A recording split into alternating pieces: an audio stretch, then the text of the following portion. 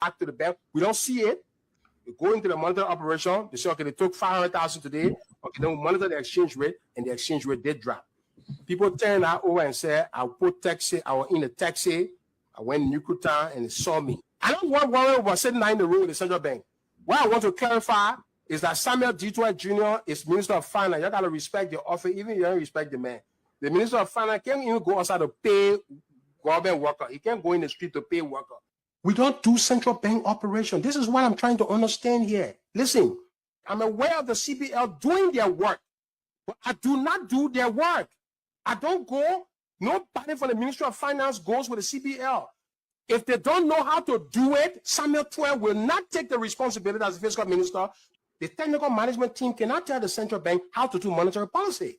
We're not auditing the central bank to see it's not an audit to the central bank to see. That is what I resist. I resent that characterization because the central bank has been doing this operation since the last 15 years the war ended. The reason we're talking about the war is because President Weah say, central bank, you take money from the reserve. Central bank take money from the reserve regularly to do monetary operation. President don't have to go say it. We made President Weah to say it. That's how it became a political football. When the central bank files the report, we taper it and send it to the president about monies collected, the impact on the exchange rate, all that. The Liberian people believe that Samuel 12 was in the street with the central bank staff going from business to collect money. Now, you got to help tell and say, no, that lie. You're lying on Samuel 12 on that one. Samuel 12 was sitting down in the room when the people who go in the street to do their monetary operation, I don't know who are they, but they're not coming to the meeting that the central bank governor and the economists who probably not going in the street coming and reporting the result to us. And we get the result. We know how much money came back to the bank. We don't see it. We go into the monetary operation. They say, okay, they took 500,000 today. Okay, then we monitor the exchange rate, and the exchange rate did drop. People turn that over and say, I put taxi, I was in a taxi, I went in Yucatan, and they saw me. I don't want worry about sitting in the room with the central bank. What I want to clarify is that Samuel D. Jr. is Minister of Finance. You got to respect the office, even if you don't respect the man. The Minister of Finance can't even go outside to pay government worker. He can't go in the street to pay worker. We don't do central bank operation. This is what I'm trying to understand here. Listen, I'm aware of the CBL doing their work, but I do not do their work. I don't go, nobody from the Ministry of Finance goes with the CBL. If they don't know how to do it, Samuel 12 will not take the responsibility as the fiscal minister. The technical management team cannot tell the central bank how to do monetary policy. We're not auditing the central bank to see it's not an audit to the central bank to see. That is what I resist. I resent that characterization because the central bank has been doing this operation since the last 15 years the war ended. The reason we're talking about the war is because President Weah say, central bank, you take money from the reserve. Central bank take money from the reserve regularly to do monetary operation. President don't have to go say it. We made President Weah to say it. That's how it became a political football. When the central bank files the report, we taper it and send it to the president about monies collected, the impact on the exchange rate, all that. The Liberian people believe that Samuel 12 was in the street with the central bank staff going from business to collect money. Now, you got to help tell and say, no, that lie. You're lying on Samuel 12 on that one. Samuel 12 was sitting down in the room when the people who go in the street to do their monetary operation, I don't know who are they, but they're not coming to the meeting that the central bank governor and the economists who probably not going in the street coming and reporting the result to us. And we get the result. We know how much money came back to the bank. We don't see it. We go into the monetary operation. They say, okay, they took 500,000 today. Okay, then we monitor the exchange rate, and the exchange rate did drop. People turn that over and say, I put taxi, I was in a taxi, I went in Yucatan, and they saw me. I don't want worry about sitting in the room with the central bank. What I want to clarify is that Samuel D. Jr. is Minister of Finance. You got to respect the office, even if you don't respect the man. The Minister of Finance can't even go outside to pay government worker. He can't go in the street to pay worker. We don't do central bank operation. This is what I'm trying to understand here. Listen, I'm aware of the CBL doing their work, but I do not do their work. I don't go, nobody from the Ministry of Finance goes with the CBL. If they don't know how to do it, Samuel 12 will not take the responsibility.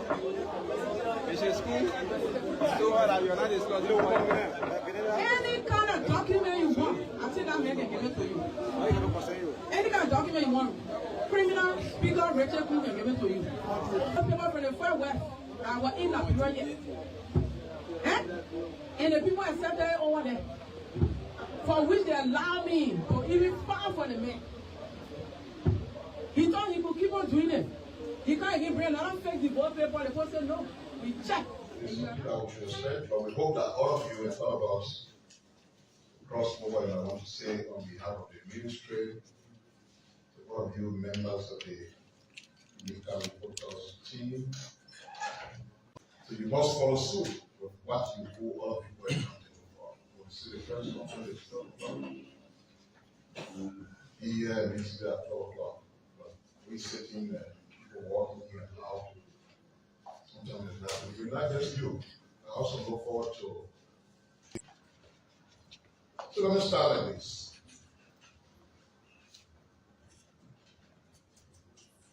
After 12 years of steady progress on a UP-led government that had Ellen Johnson Sirleaf as the president and Joseph Newman Walker as vice president, Liberians voted in a new administration in 2017. At that time, some believed that a Messiah was born, and that all of the country's struggles were over. I don't know exactly what informed that hope, as the newly elected president had a near zero governance history. His major credentials, in my view, were battle cries and an unfounded narrative about being a poor for Gibraltar, thus likening himself to the ordinary people of the Liberian society.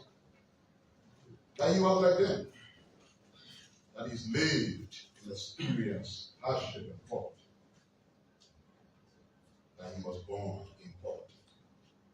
So he knew what everyday ordinary Liberians were going through, and therefore he would fit into that scenario of solidarity. Perhaps that informed them.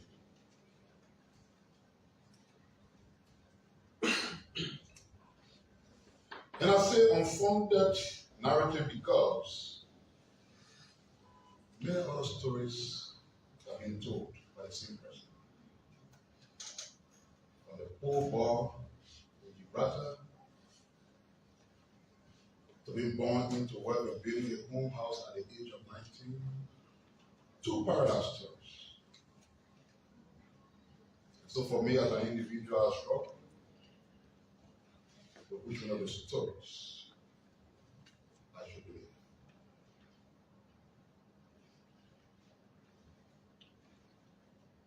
But that hope amongst Liberians soon disappeared. 16 billion Liberian dollars vanished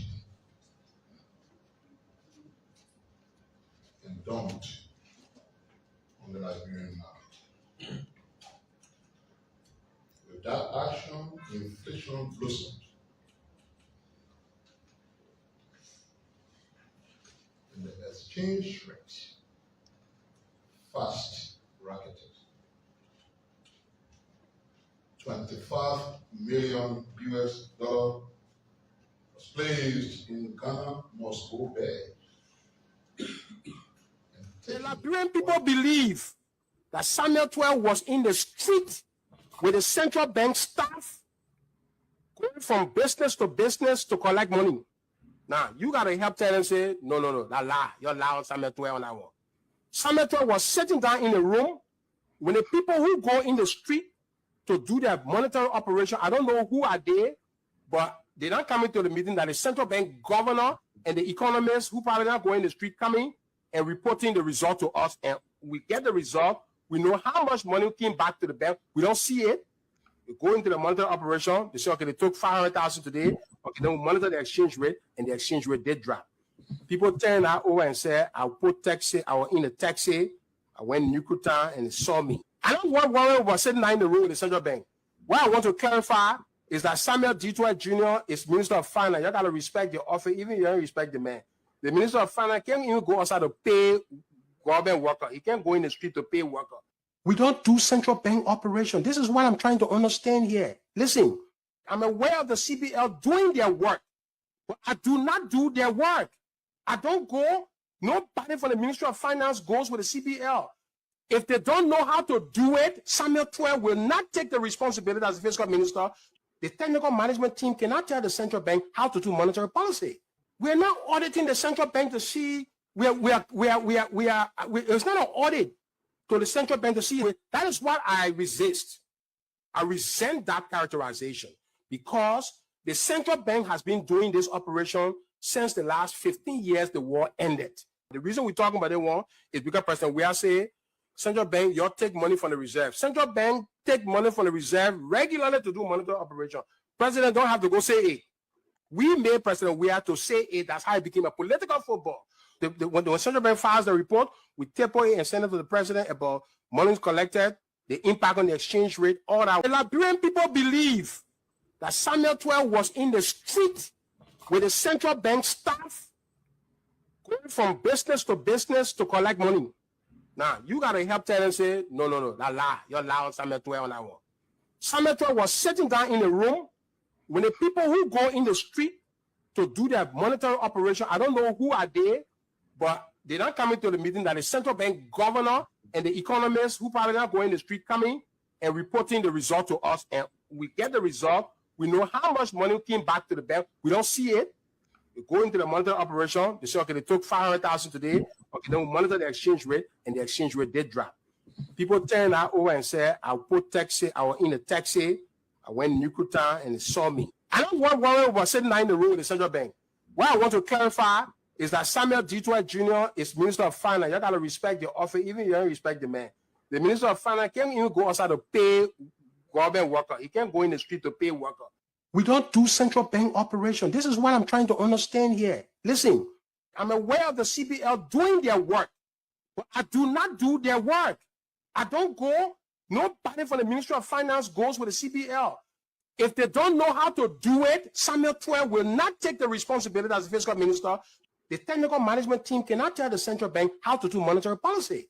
We're not auditing the central bank to see it's not an audit to the central bank to see. That is what I resist. I resent that characterization because the central bank has been doing this operation since the last 15 years the war ended. The reason we're talking about the war is because President Weah say, central bank, you take money from the reserve. Central bank take money from the reserve regularly to do monetary operation. President don't have to go say it. We made President Weah to say it. That's how it became a political football. When the central bank files the report, we taper it and send it to the president about monies collected, the impact on the exchange rate, all that. The Liberian people believe. It's aimed at boosting Ivory Coast's health system. US and Ivorian officials sign a $487 million deal to strengthen disease detection and expand health capacity to combat HIV, AIDS, malaria and tuberculosis. The bilateral agreement is part of the implementation of the United States' new global health strategy, America First, which encourages countries to focus on mobilizing domestic resources to address health priorities. Sur la mobilisation des ressources domestiques pour faire face aux priorités en matière de santé. Part of the funding will also strengthen Ivory Coast's preparedness for epidemics by integrating US health programs into the country's national health system.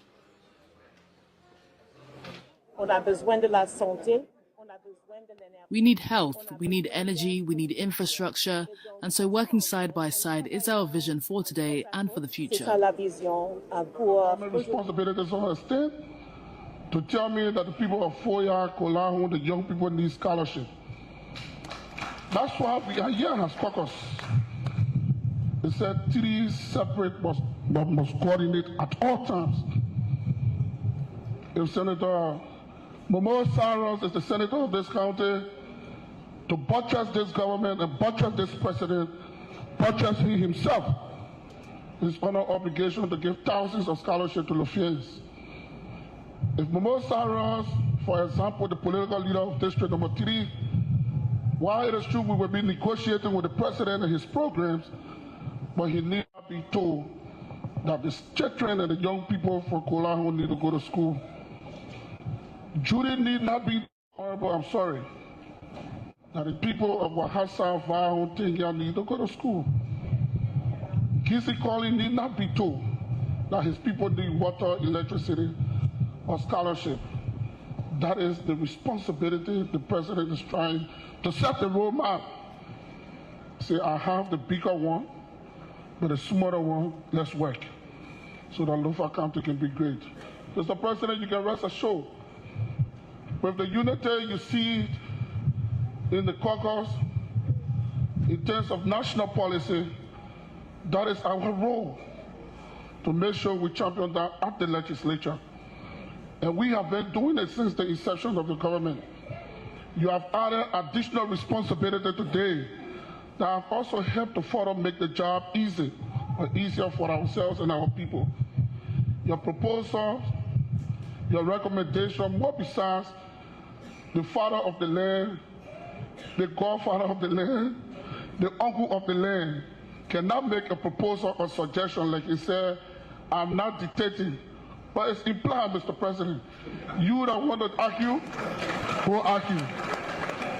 You that want to disagree, it is your right to disagree. But the Keke have said it. And we are under obligation to respect it and run with it. And those of you, the young people that have the energy, that have the strength, help our elders in the community, let the message sink down. Our religious leaders, our pastors, the bishop, the prelates, as you mount the pulpit, tell your congregation that yes, this is the new course and this is the new agenda that is being set for our county. The president has done it, and we'd like to say to the Minister of Internal Affairs, to all of our stakeholders that are in government, please help us to help this work, because we are there to complement you, to complement the president. There is nothing about fight, no bigotry.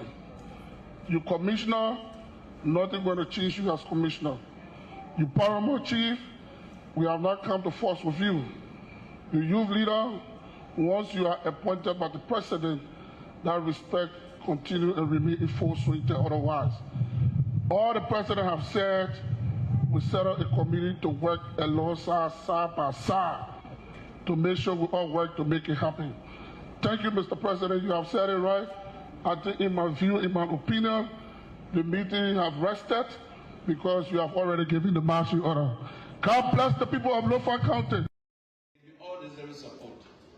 I'll get that protection. Mr. President, thank you for giving us the opportunity.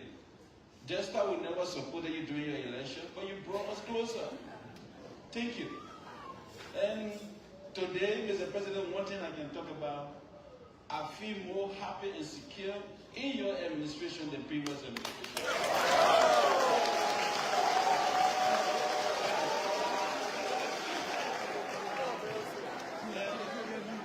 We continue to see, for the level of work you have done, in most of our country, the four links leading to go other side. I voted for it. And Mr. President, thank you. That road will lead to, from most of our country to go water side. And all of those other development in the county, the lighting, first time in the history of Liberia since the civil crisis, since 50 years, is this president that took electricity to Benton City, the capital city of most of our country. When I went and talked to him, I said, Mr. President, there is no electricity in Bentor, the capital city of Maserati. He was shocked that there's no electricity in Bentor. And when that order was given, today, the first time the children are seeing electricity. Since 50 years, they can see electricity today. Mr. President, we want to encourage you that electricity to test the Tony. From Bengal to Tony, it's very short. 300 posts, we already get electricity in Tony. Very short system. Yeah. So the former caucus chair knows what you're talking about. But I want to say thank you for the unity. We can now come home in our county. You don't want to come back where there's confusion. In your administration, the previous administration gave you all necessary support. I'll get that protection. Mr. President, thank you for giving us the opportunity. Just how we never supported you during your election, but you brought us closer. Thank you. And today, Mr. President, one thing I can talk about, I feel more happy and secure in your administration than previous administration.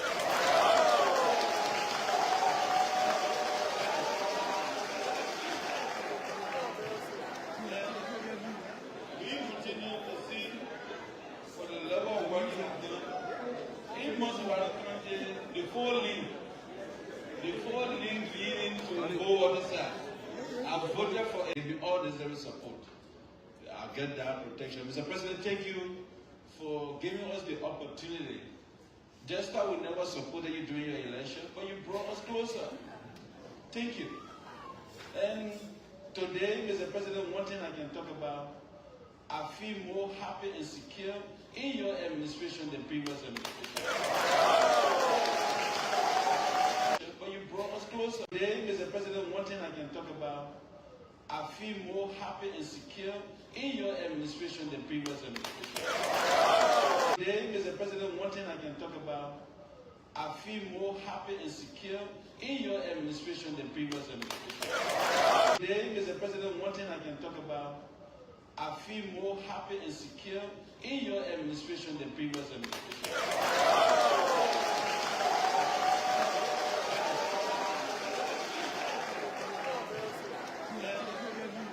We continue to see for the level of work you have done. In most of our country, the four links leading to the whole other side. I've voted for it. And Mr. President, thank you. That road will lead to from most of our country to go water side. And all of those other development in the country, the lighting, first time in the history of Liberia since the civil crisis, since 50 years, is this president that took electricity to Bentor City,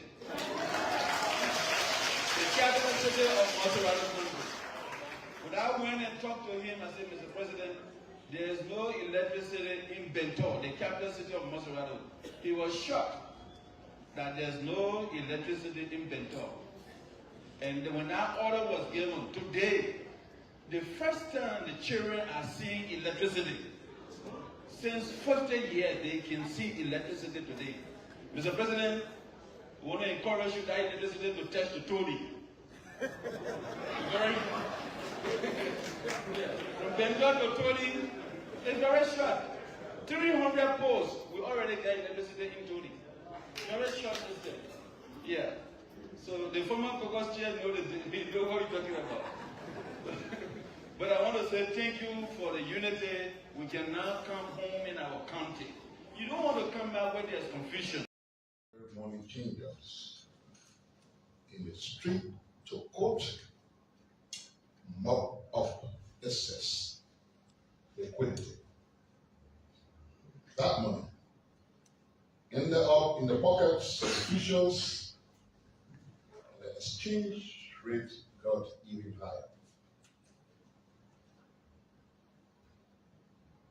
That was followed by the erection of 49 condominiums. Magically, the dilapidated 9-street mansion demolished and transformed into a pleasant mansion. Jamaica Resort was transformed into a mini paradise. Rice, our staple of food, will not just be expensive, but scarce and or difficult to find. Petroleum products turned into cold water. Not easy to get and became very expensive, affecting everyday life, transport, food, goods, services, generator running, etc. Security SSA sparked. Violent clampdown. At some point, $100 million worth of drugs dumped. At another point, $30 million, and so forth. The killing of their own public officials and workers started. Remember the story of Batanyeswa, Abba Peters, Gift Lama, Farm Country, Melvin Ellie, Princess Cooper, and the list goes on. University students were targets for brutalization.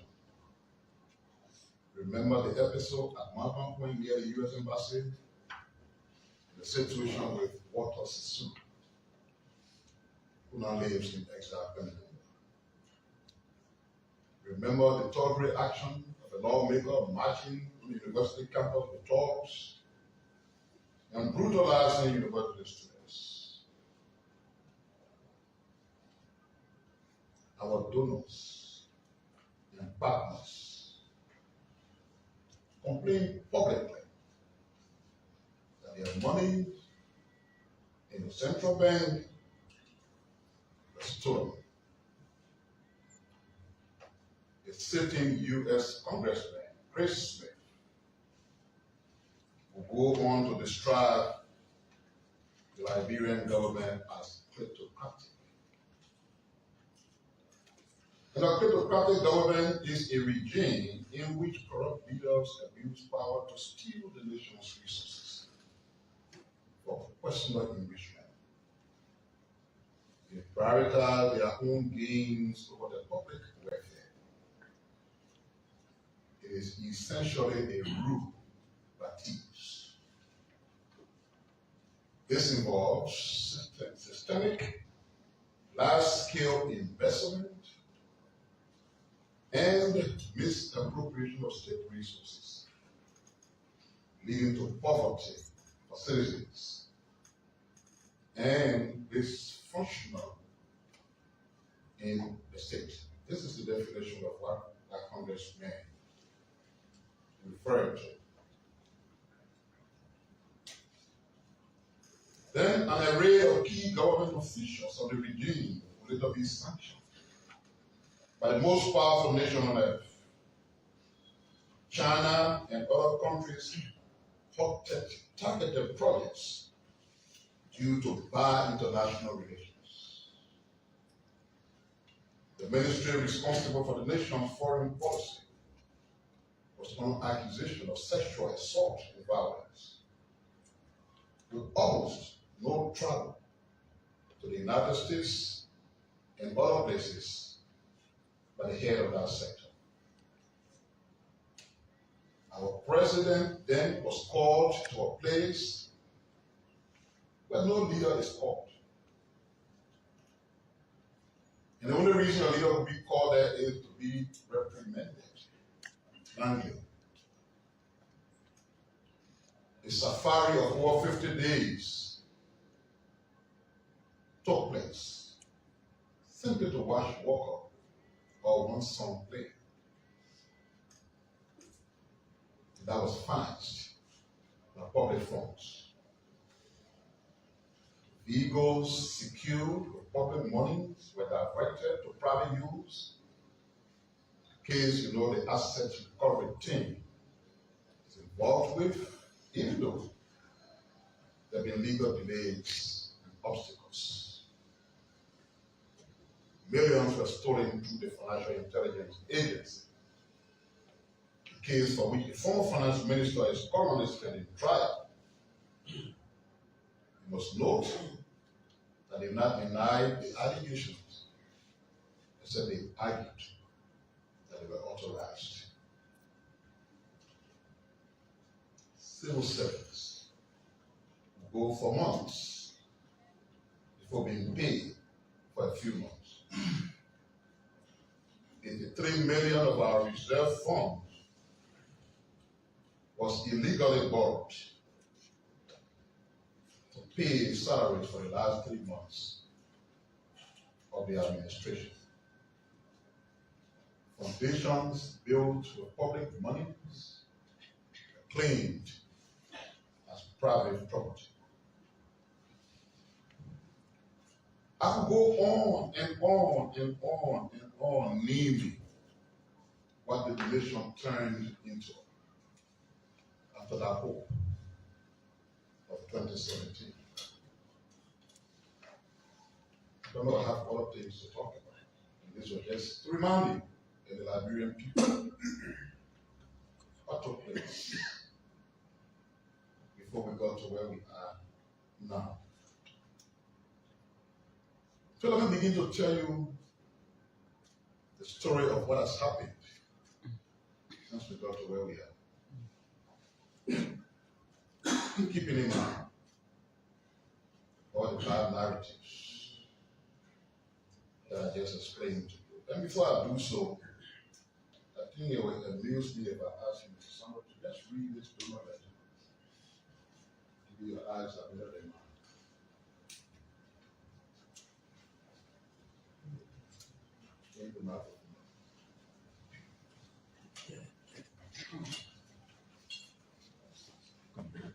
Your Excellency, please accept our assurances of Your Excellency, please accept the assurances of the High Exchange for you and the government, and our deep appreciation of the frank and open channel of communication between us and that you have fostered.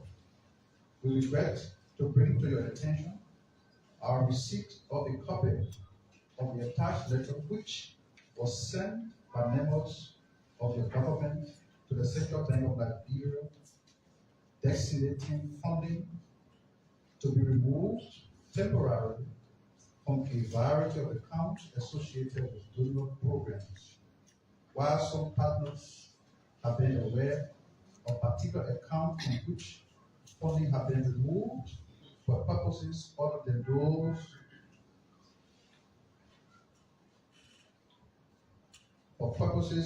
those that were intended and agreed and have been addressing the issue, the letter indicates a greater skill of irregular withdrawals than was previously and collectively known. In light of this funding, the donor partners are obligated to consolidate the integrity of the funding that our government has allocated for Liberian assistance programs and ways to protect it going forward. The so-called borrowing initiative damages donor confidence in the government, use of donor resources, and its ability to serve as an effective partner on development programs. We are apprehensive about the potential negative impact that such conduct may have on assistance levels to Liberia overall development.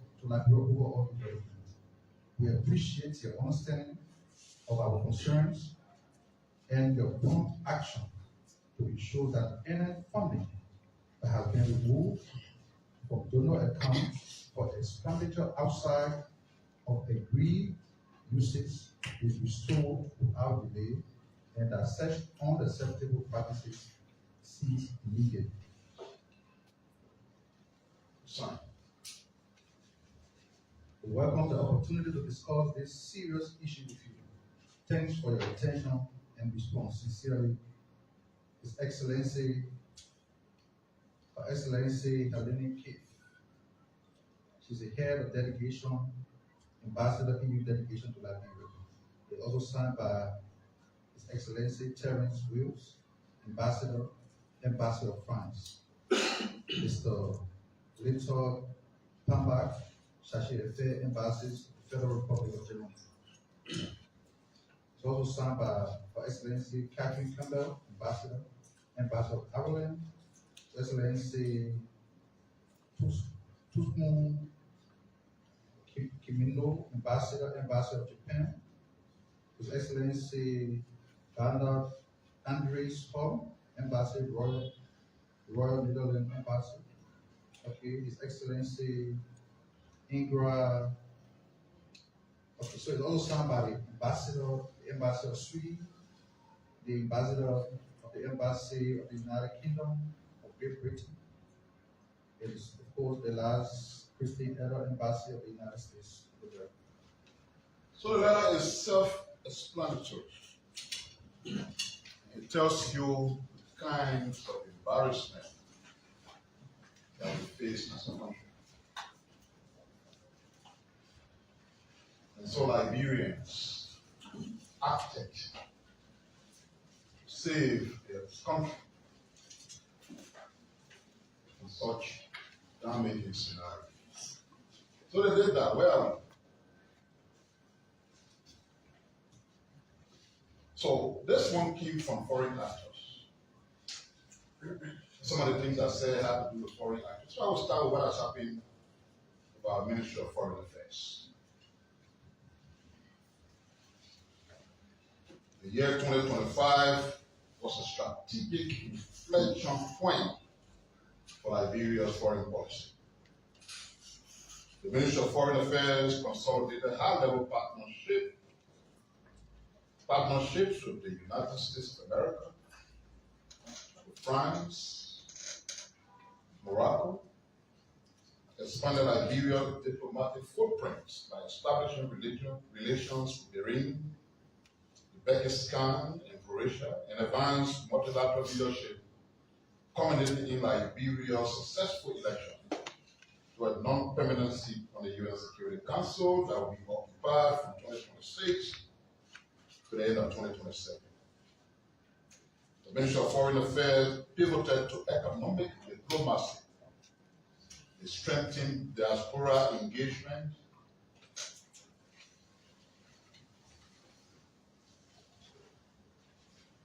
it modernized consular services, and improved the interministerial coordination to ensure foreign aid transparency and national alignment. Some of the direct achievements as a result of this: US B1, B2 visa validity is extended to 36 months. We signed a general cooperation agreement with France. They convened the Liberia-Morocco Joint Commission and signed 15 bilateral agreements, initiated ties with Iran, Uzbekistan, Croatia, and advanced OIF associate membership and secured a hosting bid for the ECOWAS Youth. Last presentation of the morning ride for 2025, especially the day called Wednesday. You will never have another Wednesday in 2025. The next time Wednesday comes around, it's going to be in 2026. But it's a pleasure having you joining us. Welcome you on this wonderful, wonderful day. From wherever you are watching, I will say good morning, good afternoon, good evening. Based on your timeline, we serve you your palatable breakfast, your supper, your lunch, your dinner, wherever you are. Follow us on Cool 91.9, Cool Radio Online, YouTube channel, K News, and all of these uplights. Bring you all of the information at your doorsteps on this wonderful, wonderful day, folks. This is how I would like to welcome you to this edition. I'm Wiki Brooks this morning. Tinika Barclay controls the sounds and video. Ambassador Vibes alongside will take you through talking about some national and issues to look at about on the platform this morning. It promises to be great as we turn towards, 2026. Don't get it wrong. Welcome, folks. This is it. And this is the People's Program. We walk the walk and talk the talk. And as usual, have to shift the paradigm of our democracy. Without fear, without favor, undiluted truth. The very hard truth I say on this platform. But we like to welcome all of you again as usual to this edition of the People's Program, the Morning Ride. The new year is a proof that life believes in second chances. And so shall you. A new year is a proof that life believes in second chances, and so shall you. Welcome, folks. We say everybody seems to be very happy that we are a couple of hours into the new year.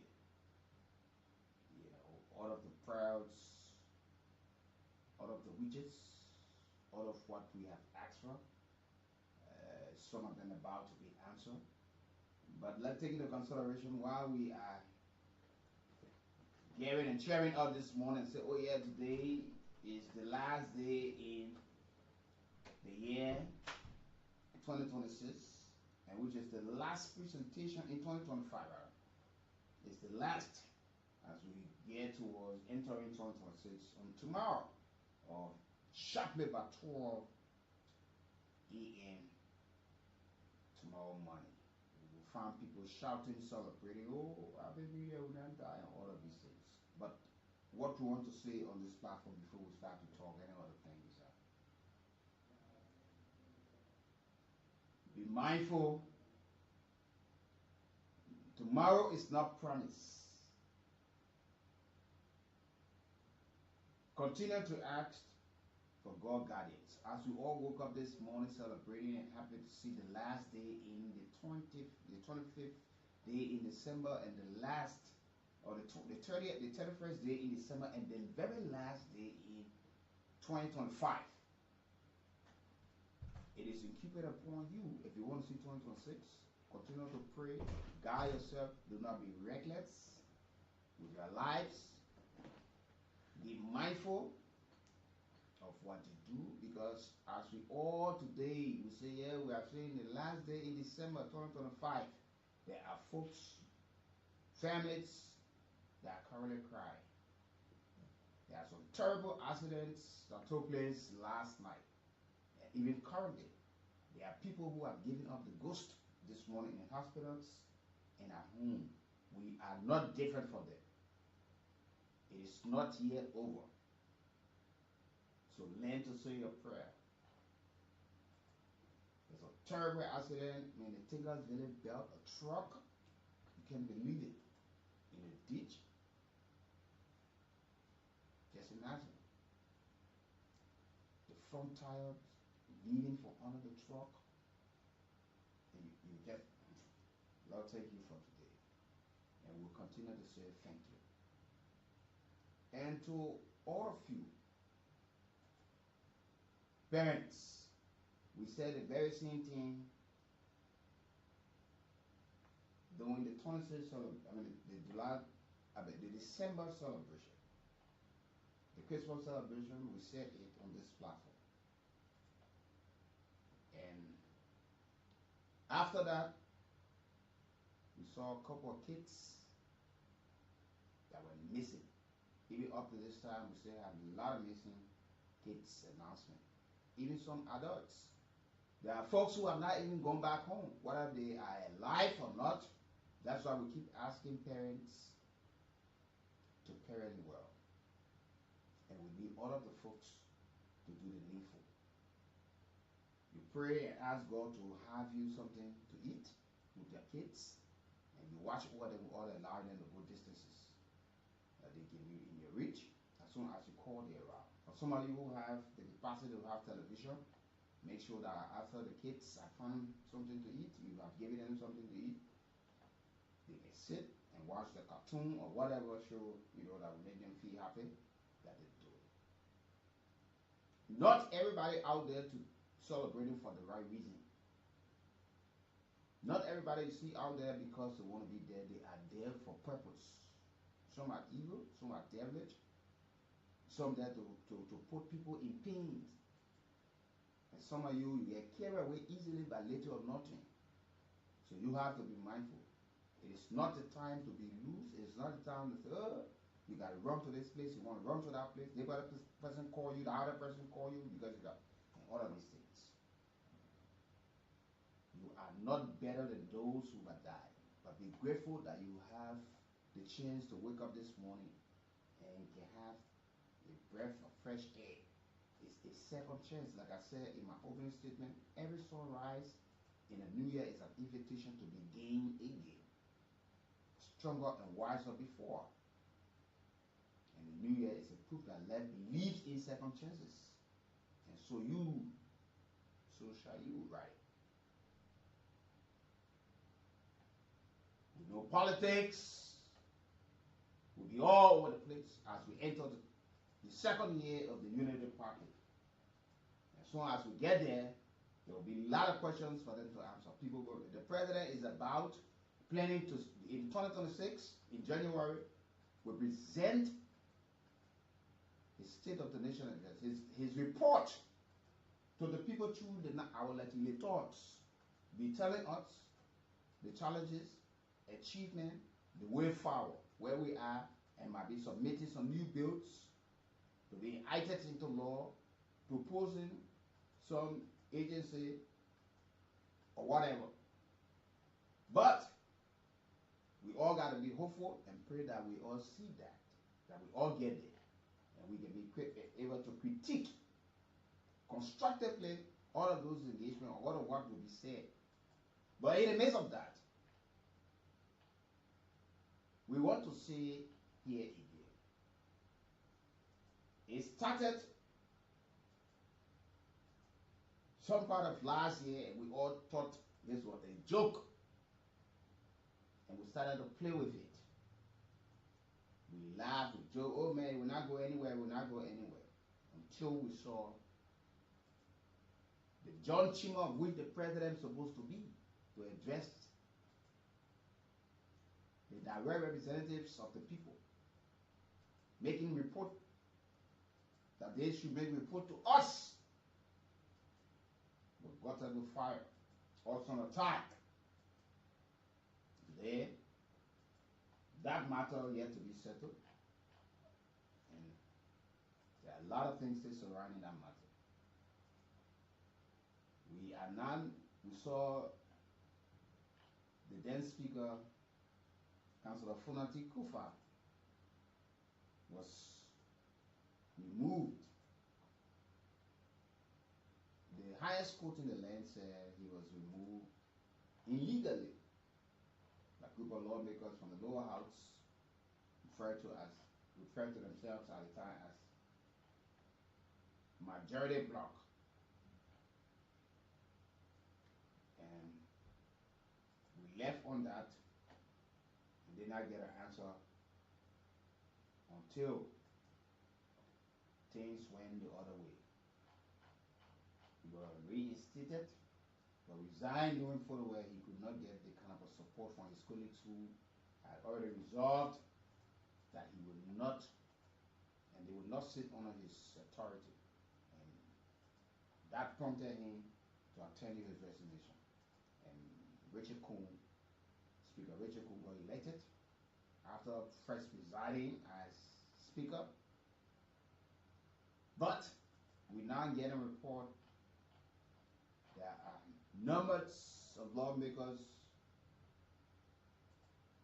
calling to report about 22 referring to themselves as majority bloc again, and wanting to have the speaker removed and the deputy speaker and some other key individual in leadership positions, and have threatened to walk out the president's State of the Nation address.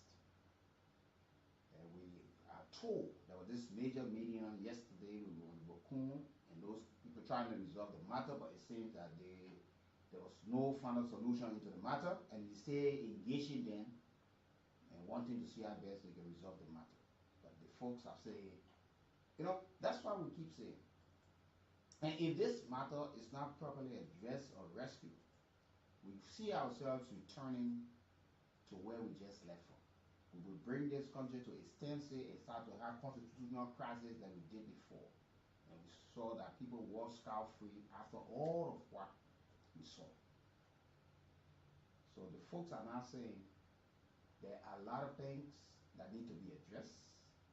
They have had engagement, but it seems that the leadership seems not to be listening, but because of the intensity of the matter right now and the stand they are taking to boycott the President's State of the Nation address, so there's a need to engage.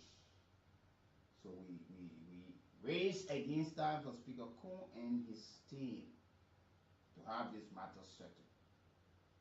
Don't forget, there are a lot of other things. There are a lot of things that are supposed to take place for Liberia, and that's the first bench of government. And this is, we cannot continue to elect people out of principle, but we elect people on the basis of what you earn. You know, because some of the promises these people make when they want to be speaker, they go to lobby. No problem in that. They tell you when we win, sometimes they put up front. There are some amount they want to put up front. You got your lobbyists talking to those who you think they get the vote and give you the support. We'll give you 10,000 across the board. But what we do, we put up from 5,000. When we get elected, we'll give you another 5,000. So by the time the guys agree and they receive the money, and after being elected, and they notice that you are not bringing what's being promised, you find that they go back because they did not elect you on principle. They elected you on the financial gain that were backing in the agreement. Look, what do I stand to benefit in this thing when we made you speaker? Some of the folks were promised lucrative positions, especially some of the key committees to chair. And today some of them are not even chairing it. So are they certified? Do we run the country continuously in this form of manner? Is it every regime that we will find to fight and remove leadership in the form and manner that and stall development and stall progress of the country and don't even think about the welfare of the country? Is it something that continually to be a business as usual that once, you know, Buffer Chima was just one of the presidents who have been very lucky to have managed to wait 6 years as speaker under the CDC-led government because they were able to arrange within themselves in the House. Initially, there were folks who wanted to be speaker, but the former president had to call them to meeting and say, look, we can fight against ourselves. You guys must be party discipline. So a lot of them stood back. The likes of Moses Ascari, the likes of Thomas Father, they were all fronting for the speakership. But when the former president ended up being at the time, right after he was elected, they all left it and he went on with ballot. And after that, the Unity Party won. And they went to the democratic process. And Fonati Kofa won Richard Nangbekum. But yet, he came from the opposition. But then you had the deputy speaker who was not even expelled at the time, and the Thomas Father won as deputy speaker. So you had the speaker from the opposition, the deputy speaker from the opposition. And things started to go on. And after some time,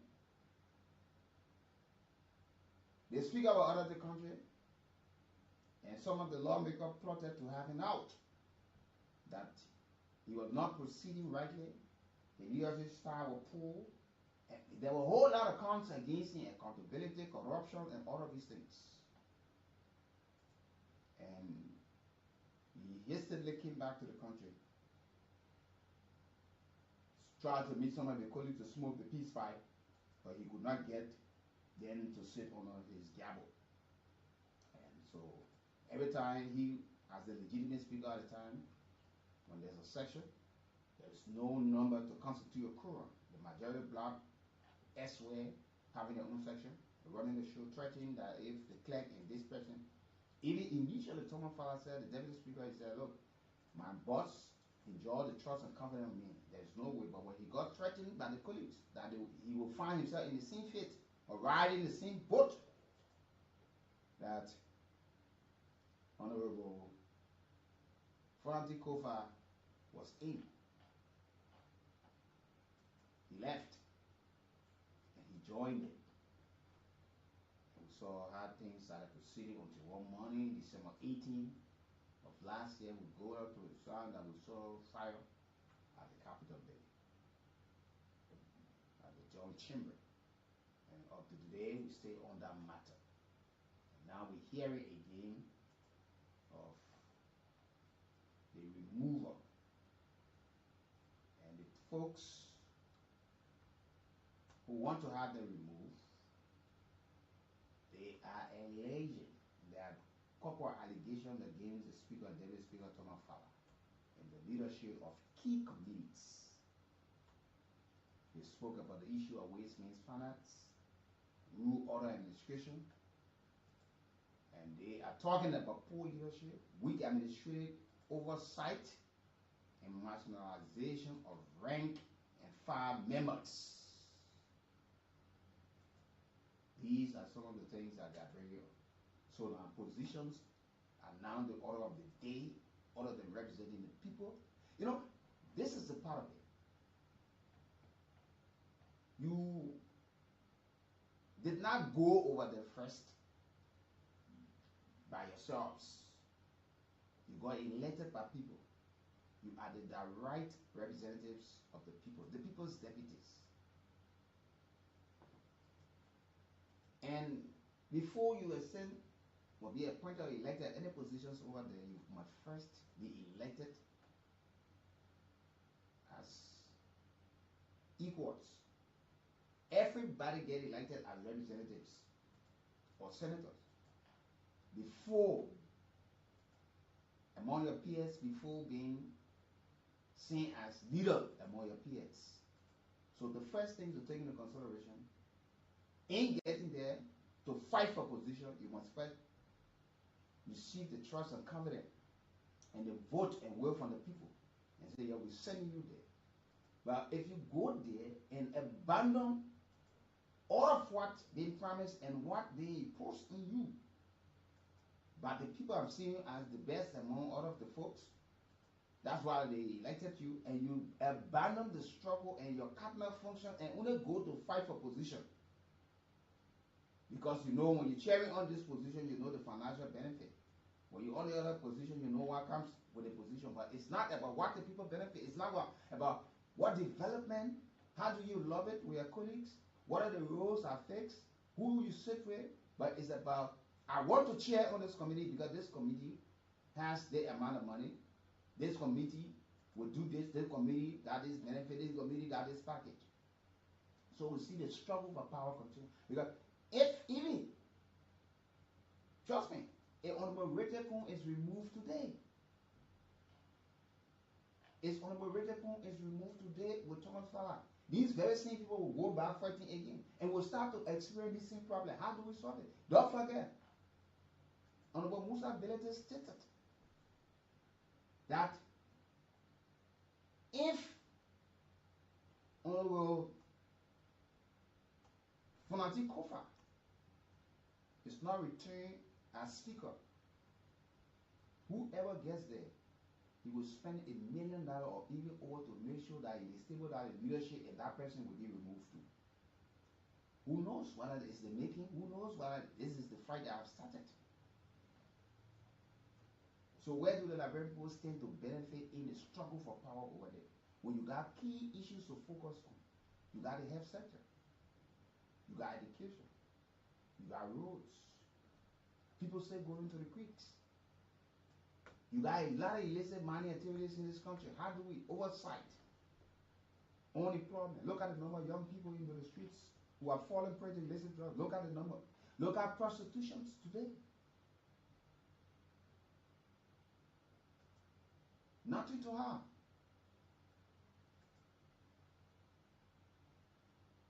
Absolutely nothing. Do the people sit and think about and just say, look, let's focus. The cheapest thing you got in this country right now is for people to pay for sex. They're hungry. $50, like $3.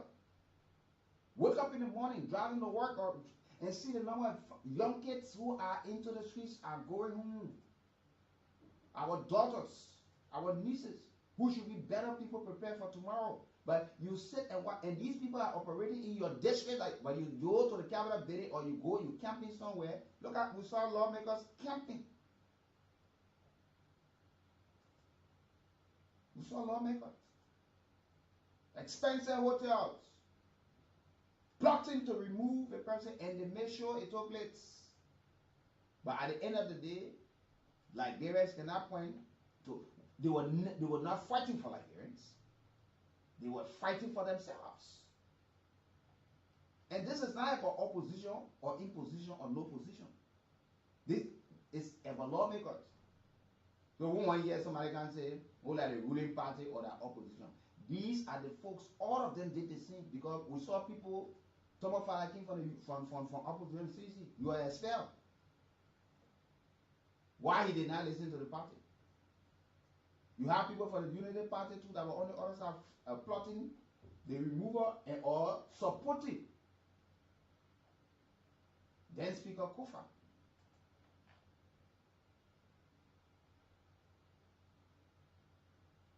So this is where we find ourselves.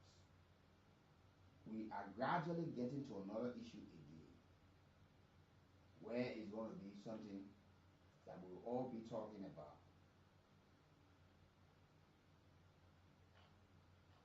The care is not taken.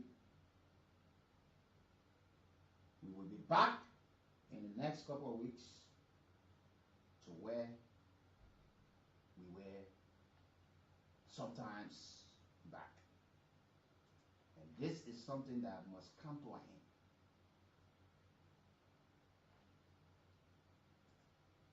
And if we do not caution our lawmakers that the sole purpose of being elected over there was not to go to fight for position. We understand there when you're there, but the first three things, your cabinet function, lawmaking, oversight, representation. Some of you saying you took your break, you're out of this country.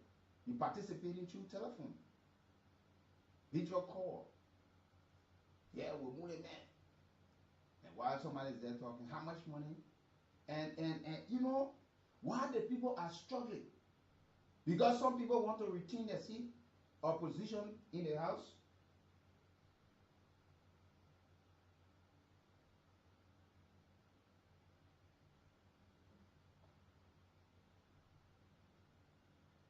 At the end of the day, they're willing to spend hugely, but not in the district. Especially looking at the 2026 draft national budget with 51 million for the legislative branch, and seeing what is there for the speaker, the deputy speaker, the pro tem, and you talk about some key position, leadership position. They are fighting to make sure, while others are fighting to say, no, we'll get the person out of this place here because. And there are folks who behind the scene who talking that, look, man, when you're finally managed to get a person or when I get to this position, this is the position I'm going to give you. And we saw how ugly these things were sometimes back, where people were fighting for parking spaces, offices broken into, people bossing people photo, breaking these things down and all of these things. And at the end of the day, when they woke up to one morning that the Capitol building was set ablaze, with all of the war that we fought in this country, we never, people who were very illiterate that even drank for Como, people who, the king, could not even put a bullet on that building. But people who we felt that went to school, say, these are the educated people. These are people who got a sense of reasoning and understanding. These are folks who would never use violence to resolve any matter. But rather we saw how they proceeded that today, taxpayer money, and we're traveling around the world asking partners to please can help us to face a building that we embarrass ourselves, that were built not even by us, but by partners who decided to help us. Yes, flag. That place that should have been a sacred place the theater of key decision making in the country. We're gradually going back again to another pool and hole. That's where we're going. So where do you place the Liberian people?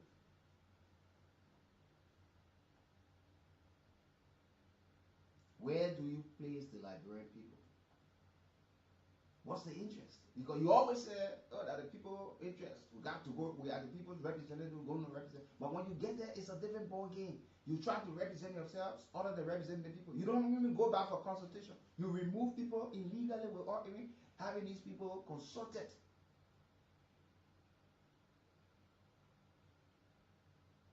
Trump fair, one person go to the other side today, after 2 weeks, they're back. We saw that. You're looking for who has the money?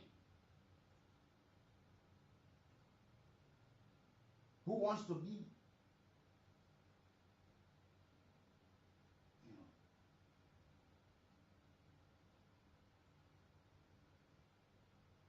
And they have said they will boycott the president's State of the Nation address and the official opening of the house unless there will be some changes that are expected to be made to correct the leadership and administrative malpractices, or else we should brace ourselves for another big problem again. That we see the Senate divided again, or the Senate will be looking what's happening down. What is happening downstairs at the lower house? Why are these people still continuing to behave like kids? Why is it that a matter that can be resolved? And Speaker Cohen and the Deputy Speaker, if your colleagues are raising concerns about the poor leadership and not addressing some of these things, it better you people sit on the round table. You know, sometimes power has the way of intoxicating people, especially absolute power. When you find yourself in a position you think, and especially where you have the kind of a financial strength and you can buy people over at any time, you're not troubled or worried about how your colleagues are proceeding or how they threaten you. So these are some of the things that we need to talk about. But this is it. This is it. And this is the morning ride. This is the people's program. And we're certainly here this morning. Let me say happy pre-birthday to my Josephine. You're going to be celebrating your birthday on tomorrow. We wish you all of God's blessing as you prepare to celebrate your birthday on tomorrow. More God blessing upon you. And wish all of the best for you. And all of those who celebrate, God will be celebrating. And to all of you, as usual, we hope to see you on tomorrow. Let me say good morning to Mr. Zizi EBN there in Tingas Village, always following, listening as well. Let me say good morning to Mr. Starry EBN. Good morning to Salome EBN. Blessing Eden EBN as well. And to all of the folks there in Tingas Village, good morning to all of you. Hope you having yourself a wonderful time choir. Please take good care of yourselves. 2023, not around. Be mindful how you move, how you talk. And to all of us, let's make sure that we are doing the right thing and having some very good time on this edition of the morning ride. To all of you who regularly follow us, it's good to have you join the conversation. So welcome. We'll take this break and be right back this morning on this edition of the morning ride. That Samuel 12 was in the street with the central bank staff going from business to collect money. Now, you got to help tell and say, no, that lie. You're lying on Samuel 12 on that one. Samuel 12 was sitting down in a room when the people who go in the street to do their monetary operation, I don't know who are they, but they're not coming to the meeting that the central bank governor and the economists who probably not going in the street coming and reporting the result to us, and we get the result. We know how much money came back to the bank. We don't see it. We go into the monetary operation. They say, okay, they took 500,000 today. Okay, then we monitor the exchange rate, and the exchange rate did drop. People turn that over and say, I will put taxi, I will in the taxi, I went in Yucatan and he saw me. I don't want Warren was sitting there in the room with the central bank. What I want to clarify is that Samuel Detroit Jr. is Minister of Finance. You got to respect the office, even if you don't respect the man. The Minister of Finance can't even go outside to pay government worker. He can't go in the street to pay worker. We don't do central bank operation. This is what I'm trying to understand here. Listen, I'm aware of the CBL doing their work, but I do not do their work. I don't go. Nobody from the Ministry of Finance goes with the CBL. If they don't know how to do it, Samuel 12 will not take the responsibility as the fiscal minister. The technical management team cannot tell the central bank how to do monetary policy. We're not auditing the central bank to see it's not an audit to the central bank to see. That is what I resist. I resent that characterization because the central bank has been doing this operation since the last 15 years the war ended. The reason we're talking about the war is because President Weah say, central bank, you take money from the reserve. Central bank take money from the reserve regularly to do monetary operation. President don't have to go say it. We made President Weah to say it. That's how it became a political football. When the central bank files the report, we taper it and send it to the president about monies collected, the impact on the exchange rate, all that. The Liberian people believe that Samuel 12 was in the street with the central bank staff going from business to collect money. Now, you got to help tell them, say, no, that lie. You're lie on Samuel 12 on that one. Samuel 12 was sitting down in a room when the people who go in the street to do their monetary operation, I don't know who are they, but they're not coming to the meeting that the central bank governor and the economists who probably not going in the street coming and reporting the result to us. And we get the result. We know how much money came back to the bank. We don't see it. We go into the monetary operation. They say, okay, they took 500,000 today. Okay, then we monitor the exchange rate, and the exchange rate did drop. People turn that over and say, I put taxi, I was in a taxi. I went in Yucatan and they saw me. I don't want Warren was sitting there in the room with the central bank. What I want to clarify is that Samuel Detroit Jr. is Minister of Finance. You got to respect the office, even if you don't respect the man. The Minister of Finance can't even go outside to pay government worker. He can't go in the street to pay worker. We don't do central bank operation. This is what I'm trying to understand here. Listen, I'm aware of the CBL doing their work, but I do not do their work. I don't go. Nobody from the Ministry of Finance goes with the CBL.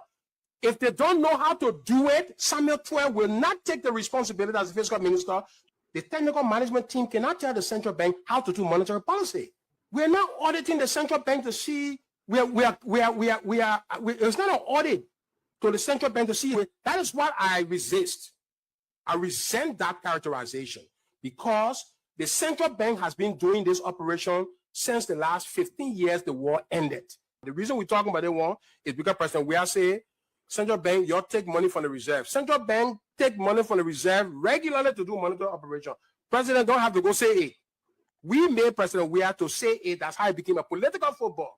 When the central bank files the report, we taper it and send it to the president about monies collected, the impact on the exchange rate, all that. The Liberian people believe that Samuel 12 was in the street with the central bank staff going from business to collect money.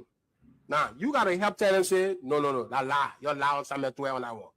Samuel 12 was sitting down in a room when the people who go in the street to do their monetary operation, I don't know who are they, but they're not coming to the meeting that the central bank governor and the economists who probably not going in the street coming and reporting the result to us. And we get the result. We know how much money came back to the bank. We don't see it. We go into the monetary operation. They say, okay, they took 500,000 today. Okay, then we monitor the exchange rate, and the exchange rate did drop. People turn that over and say, I put taxi, I was in a taxi. I went in Yucatan and they saw me. I don't want Warren was sitting there in the room with the central bank. What I want to clarify is that Samuel Detroit Jr. is Minister of Finance. You got to respect the office, even if you don't respect the man. The Minister of Finance can't even go outside to pay. The president's State of the Nation address, the SONA, and to deny the speaker a quorum in future cities. So when they return, if he stays there, when they boycott, they will not attend section, and there will be the numbers will not be there to constitute a quorum. So at the end of the day, we go back to the same old thing that every time you got a agenda to discuss for Liberia, you can't reach the numbers, so you adjourn, and once you start to have these things, and you cannot have your leadership functioning well, at the end of the day, you might have to pack up either you resign because you have lost the trust and confidence of your colleagues who believe that you no longer have that trust or confidence from them, so you have to step aside and say you want to hang on to power. Because we saw that with former Speaker Francis Kofa. He struggled to have it, and every time it could not work. At the end of the day, it became blooded, and there were a lot of things that took place, and we are gradually going there. So, and they are requesting that the leadership revert to what we initially discussed, and they demand that all of what they have spoken about be addressed. And he says that the strategy must be something that is workable. But this is where we are. You know, let us understand. This is like here. You know, these people are people who go to represent us. And for every time these things are happening, we saw some of the lawmakers that were suspended. Some of the lawmakers today that are formally charged and about to face prosecution as it relates to the arson attack at the Capitol building. And we have not even gone to resolve that. And what the Supreme Court is also bracing themselves again for another stalemate. Because when these things happen again, you find other people running. Because when a group of other people go on the other side and they consider themselves and see one person as a speaker, and the numbers have, you know, you go to this side, you go to that side, but they don't get the number again to bring the speaker and the deputy speaker to vote, to have them, because you must give them all of what being counted against them. They must be given a fair trial to answer to some of the counts, or all of the counts, by lawmakers who are alleging that these people, the leadership is poor, the issue of accountability, they renege on the responsibility, administrative rights, and they having problems with some of the folks, the waste main finance, they talk about rules, order, administration, some of these folks, they need to change. And so if they cannot address these people, because they know exactly what's happening. You know, they normally say the waste main finance is always like the minister of finance. They refer to that's the finance minister at the legislature from the lower and upper house. So you got the rules, order, administration, very key position again. So, and they think that these people are not proceeding rightly, but they got the support and backing of the speaker and the deputy speaker. So for that reason, those people will have to be removed, or issues will be addressed, accountability. But this is it. Why are we fighting? Why are we keep fighting? Because if these people were focused, like the Senate, look, if you listen last night to the former finance minister, there are a lot of things that he said. If some of you are judging some of these things that lawmakers, people in opposition, people in government, you will notice that there will be major indictment. Because if you telling us your hands were clean from the mop-up exercise after telling us another thing, if you're telling us about the inflation, you're telling us about borrowing money and not government money, but have to take money elsewhere, civil servant money to pay back donuts and other folks, and you are not the governor of the central bank, yes, but central bank handled almost everything.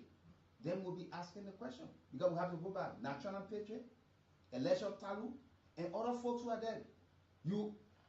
The former Minister of Finance seriously indicted people, but we're not going to dive into that, because we're waiting to critically look at these things and hear how some of them will respond to it, because they were thrown under the bus or sent to the wolves to be eaten.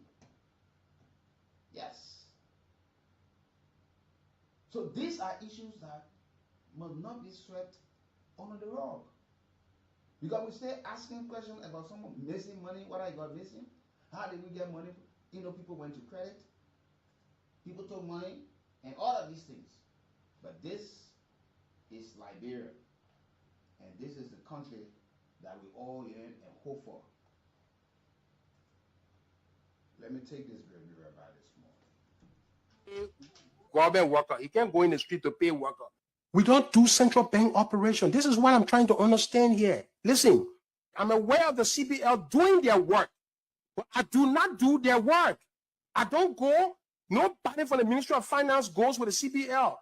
If they don't know how to do it, Samuel 12 will not take the responsibility as the fiscal minister. The technical management team cannot tell the central bank how to do monetary policy. We're not auditing the central bank to see it's not an audit to the central bank to see. That is what I resist. I resent that characterization because the central bank has been doing this operation since the last 15 years the war ended. The reason we're talking about the war is because President Weah say, central bank, you take money from the reserve. Central bank take money from the reserve regularly to do monetary operation. President don't have to go say it. We made President Weah to say it. That's how it became a political football. When the central bank files the report, we tape it and send it to the president about money collected, the impact on the exchange rate, all that. The Liberian people believe that Samuel 12 was in the street with the central bank staff going from business to collect money. Now, you got to help tell and say, no, that lie. You're lying on Samuel 12 on that one. Samuel 12 was sitting down in a room when the people who go in the street to do their monetary operation, I don't know who are they, but they're not coming to the meeting that the central bank governor and the economists who probably not going in the street coming and reporting the result to us. And we get the result. We know how much money came back to the bank. We don't see it. We go into the monetary operation. They say, okay, they took 500,000 today. Okay, then we monitor the exchange rate, and the exchange rate did drop. People turn that over and say, I put taxi, I was in the taxi, I went in Nukuta, and they saw me. I don't want Warren was sitting there in the room with the central bank. What I want to clarify is that Samuel D. Jr. is Minister of Finance. You got to respect the office, even if you don't respect the man. The Minister of Finance can't even go outside to pay government worker. He can't go in the street to pay worker. We don't do central bank operation. This is what I'm trying to understand here. Listen, I'm aware of the CBL doing their work, but I do not do their work. I don't go. Nobody from the Ministry of Finance goes with the CBL. If they don't know how to do it, Samuel 12 will not take the responsibility as the fiscal minister. The technical management team cannot tell the central bank how to do monetary policy. We're not auditing the central bank to see it's not an audit to the central bank to see. That is what we hear people say, when where there is smoke, there is fire. Where there is smoke, there is fire. And we're looking at some of these things to find out exactly where we are and where are we headed. We're now gradually returning to what we did experience, and we thought that the matter be resolved. Now, people question Speaker Richard Kuhn when he said regime speaker. And today, some of the folks who were from the regime and some of the folks who brought him, and that's what we continue to say. Leadership comes with responsibility, integrity. If people want to assume leadership and you think you can buy your way through, there are times there will be a lot of stormy blocks. And if people are not electing people on principle, on the common good for the people, sharing the same ideology, and say they so intent and the main interest is the Liberian people. These are the folks who got elected. So we must continuously work for them. They should be the hallmark of our working here. The cardinal functions should always center around them. But because the first thing to take into consideration, you did not get yourself there. You were never appointed as a representative. You got elected. You campaigned. You told people all of what you had on the table, all of what you're capable of doing. And they believe in you. They say, yeah, this person is going to represent us. You talk about, they explain to you how the roads are bad. The kids are walking 2-3 miles to get to the next town where they can find school. And you promise them that, no, we will make sure we talk to government, talk to our partners, schools will be built, hospitals, clinics will be around. We'll make sure, safe drinking water and people will start going to the creek. The roads will be constructed. And they hear all of these things, they say, oh, what? So at the end of the day, when these people get to these positions and leave all of these things and start to fight only for power, fighting for position that is not real, and not taking into consideration, let's think for instance, just typical logic. It's just simple. Speaker Kofa, former Speaker Kofa, he was speaker. He got elected by the people in Grand Crew. And he got elected by his colleagues.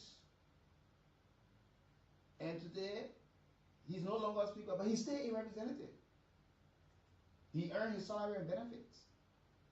So he understands that position that a colleagues will decide to put him there or to remove him.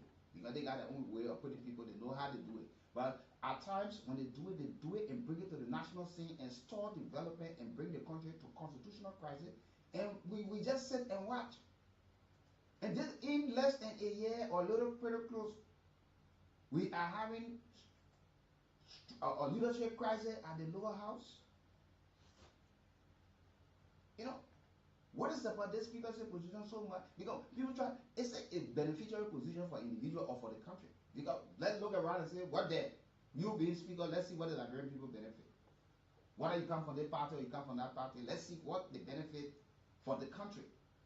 You deputy speaker, let's see what the benefit. Your chairman Westman, finance, your chairman Bush, all of. Let's see what's the benefit. They said that because of the budgetary allotment to these offices is why people go to struggle for power and not just go to do the people's job. That your three cabinet functions, the social contract you sign with the people that you go there to advocate for them. You go there to make sure that accountability, transparency are all there. So we're looking at all of these things, and always. But this is the morning ride. This is the people program. Shortly we'll go to the lines because we need to talk about some of the things that were said quite recently. But this is it, and this is it. We'll take this very right back this morning. Resist. I resent that characterization because the central bank has been doing this operation since the last 15 years the war ended. The reason we're talking about the war is because President Weah say, central bank, you take money from the reserve. Central bank take money from the reserve regularly to do monetary operation. President don't have to go say it. We made President Weah to say it. That's how it became a political football. When the central bank files the report, we taper it and send it to the president about monies collected, the impact on the exchange rate, all that. The Liberian people believe that Samuel 12 was in the street with the central bank staff going from business to collect money. Now, you got to help tell them, say, no, that lie. You're lying on Samuel 12 on that one. Samuel 12 was sitting down in a room when the people who go in the street to do their monetary operation, I don't know who are they, but they're not coming to the meeting that the central bank governor and the economists who probably not going in the street coming and reporting the result to us. And we get the result. We know how much money came back to the bank. We don't see it. We go into the monetary operation. They say, okay, they took 500,000 today. Okay, then we monitor the exchange rate, and the exchange rate did drop. People turn that over and say, I put taxi, I was in a taxi, I went in Yucatan, and they saw me. I don't want Warren was sitting there in the room with the central bank. What I want to clarify is that Samuel D. Jr. is Minister of Finance. You got to respect the office, even if you don't respect the man. The Minister of Finance can't even go outside to pay government worker. He can't go in the street to pay worker. We don't do central bank operation. This is what I'm trying to understand here. Listen, I'm aware of the CBL. Refer to themselves a majority black, and another group refer to themselves rule of law lawmaker. And by the end of the day, there was some outside attack at the Capitol building. Today, we stay asking people to help us to renovate, and lawmakers are threatening. They are referring to themselves now as majority black now to boycott the president sooner. And to make sure that even in future sitting, they will not sit under the gavel authority of the speaker. And once they do that, he will not constitute a quorum to perform the duty of the Liberian people. So at the end of the day, most of these sections will be adjourned and will affect us. But yet, these people, all in the crisis, they will be receiving the salaries and benefits.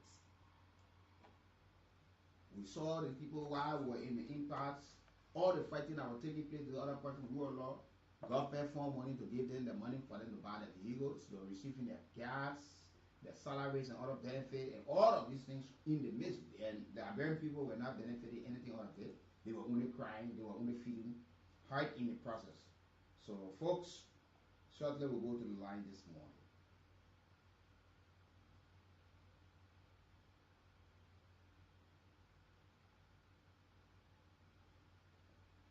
Okay, let me say welcome, Happy New Year.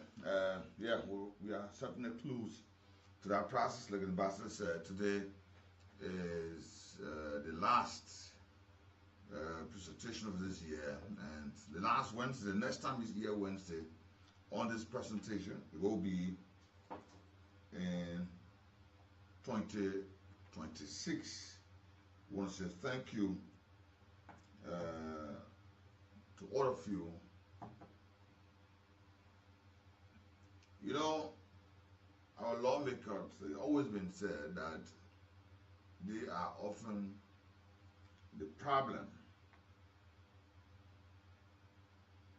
They are often the problem, and they are always in our process making it known to the people. And folks always say, go back to the electorates. They are the people that they elected. They are the people that they went to the polls to say, come and work for the people. And you see how they are working. It is only about themselves. It is only about them. They are the one always raising these issues up. They are the one always raising these matters. Always making sure that whatever conversation are going and surrounding a cycle be about them. It is not about the people. And it becomes so much frustrating, as a matter of fact, to see that the very people that were elected by the people, those Liberians who were elected by the people, for them to be in the interest of the people, it becomes so much a shame, because when the actual purpose of which those Liberians went to the pool to say, let us elect this person, let's let this person to go and represent a district, and to see that it is not going that line, it becomes frustrating. And it has always been a problem. So we hope that this narrative can change, but it's still different. It's still on the contrary, because they still attempt to seek their own interest. They are all by themselves, and it should be them during concession periods what they can get. They want to share in whatever they will sign before they can sign it. And when they sign, they don't even look in those documents to see how much that it affects the people, how much those activities affect the people when they are not in the interest of the people. Now, you hear it now and again, another issue. They are having meetings, and they are now alleging that their colleagues who are in the leadership position, they are not accountable. Their leadership star is not working. It's not working for them. Their expenditure, no accountability.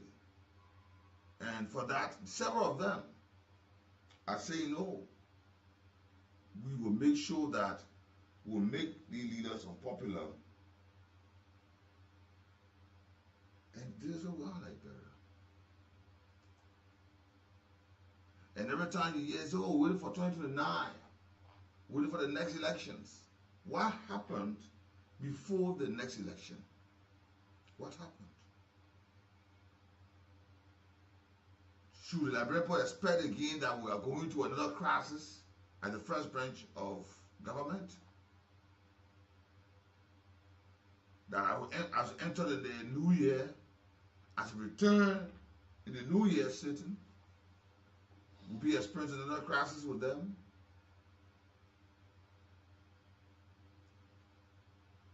This is what we are, Liberia.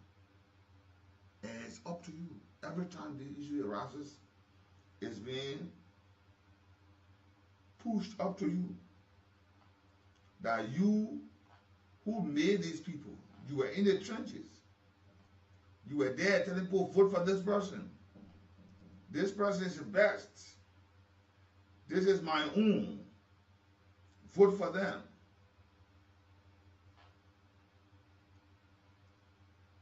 Now, when they are voted, you hear that there are issues other there and no longer about the issue. Sometimes even you see during days of section that you see some of their colleagues go completely contrary to their own existence.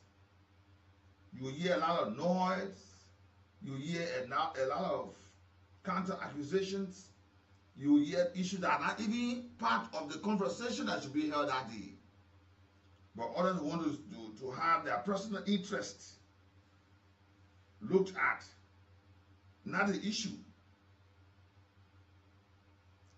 Should they boycott the opening of the legislature session where the president will come back to address them? Because you are aware that they are the direct representative of the people. They represent the people. If they boycott this soda, what do you intend to see? What do you think will happen? They're talking about removal of their leadership. And they call themselves now majority black again. Remember, those are the same folks that were around when we were hearing majority black, minority black, and all that. Now on the 24th, they had a meeting. You see? And in that meeting, they reaffirmed that decision that they will stay away from the official opening of the House scheduled in January, as well as the President's annual address.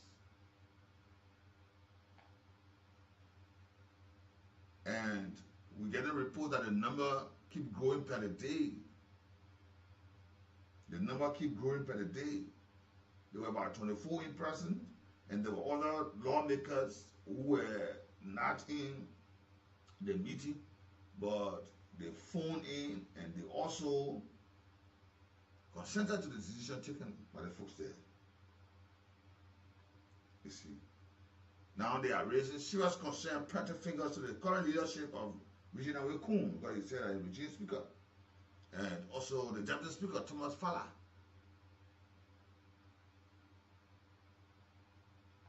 Liberia.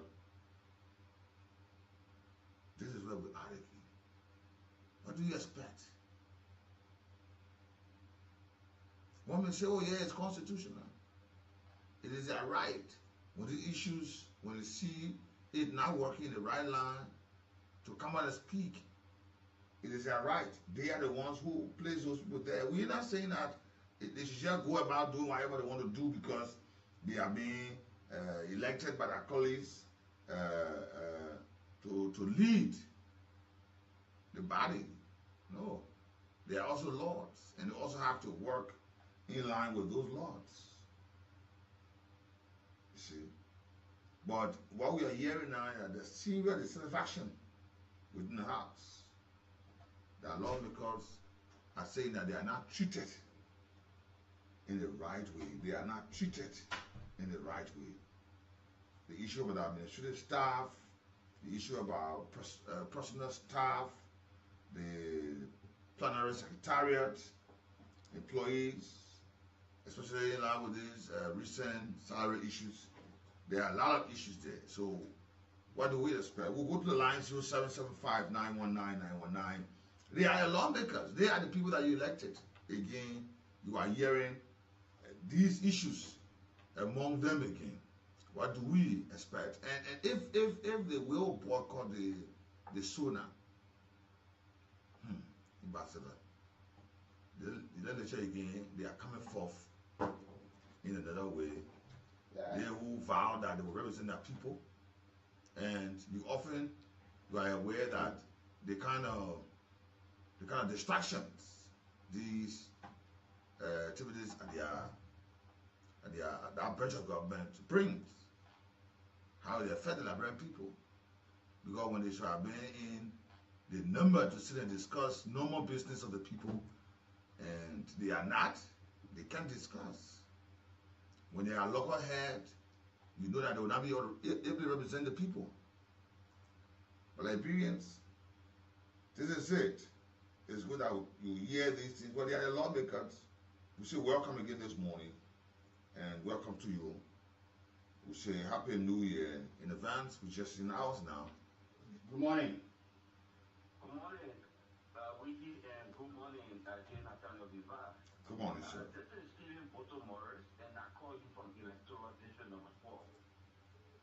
I'd like to say very, very thankful for the discussion this morning, and this is very pressing to the national growth of our country. We think that about this time, I'm rallying all the support of my lawmaker in District number 4 to distance himself from every other action that will involve the presentation of the president's persona. The lawmaker needs to submit himself. He should not join any group that calls himself majority lawmaker that is not interested in the House leadership. Look, listen, Liberia must move forward. And if Liberia must move forward, we all have to put our hands on deck. Look, the issue about exploitation in this country, especially on the part of our lawmaker, Nathaniel, is becoming a situation that we need to speak against. These guys actually is intended to just gather money at the detriment of the ordinary people they represent. And we think we must send a very resounding message that enough is enough. Liberia is not a place for looters. This country must go forward. And if this country must go forward, we must take the necessary action that will yield the results that we Liberians want. So to Honorable Jerry Columbus, Yobo, District number 12, this is Stephen Boto Morris. I call on you to distance yourself from every form of majority group of lawmakers. Thank you. Thank you. Let's talk to other callers you like.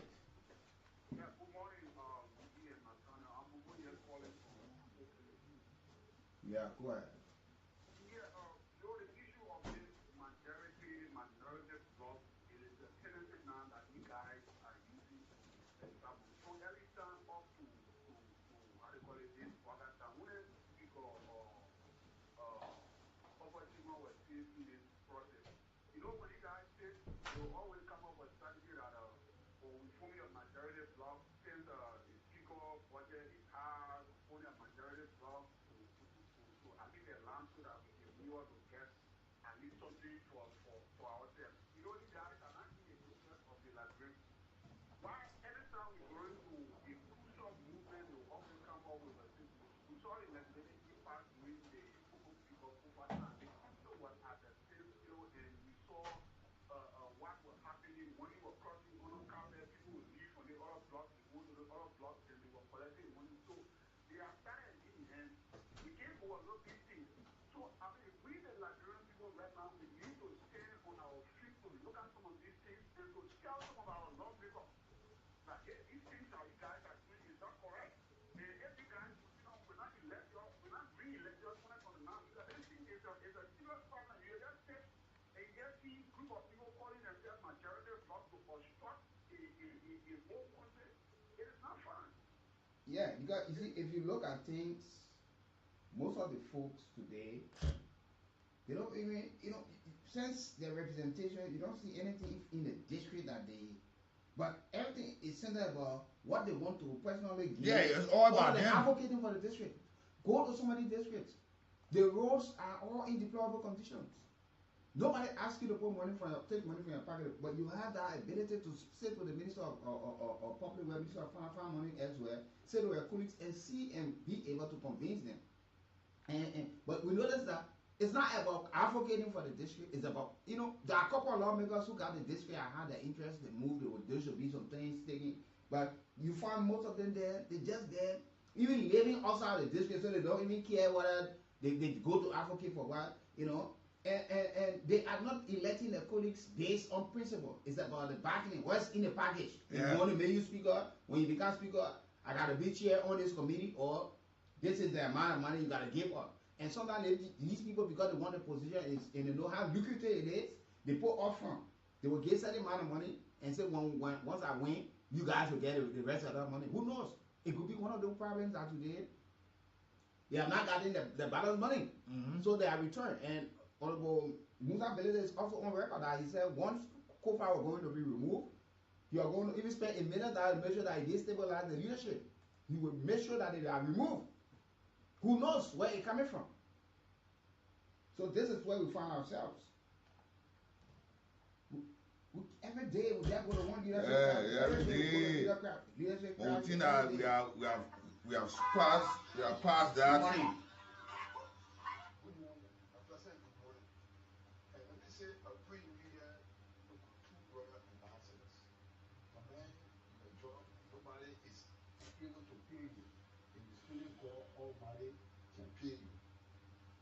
Only God for your education you provided over the years, for your teaching. It is only God that will bless you. And to the issue, so I think I told you, telling back and reading the other day, and you guys don't be threatened. No, this is a wake-up call to all the districts that are represented by these guys that are up the decision makers for this country. This is a wake-up call to each and every one of us. We need to rank a road. And these guys houses, let's proceed there and make sure that all pets that are living even into their environment are all disconnected. That when they get into the latrine, they go in flux. Will that solve the issue?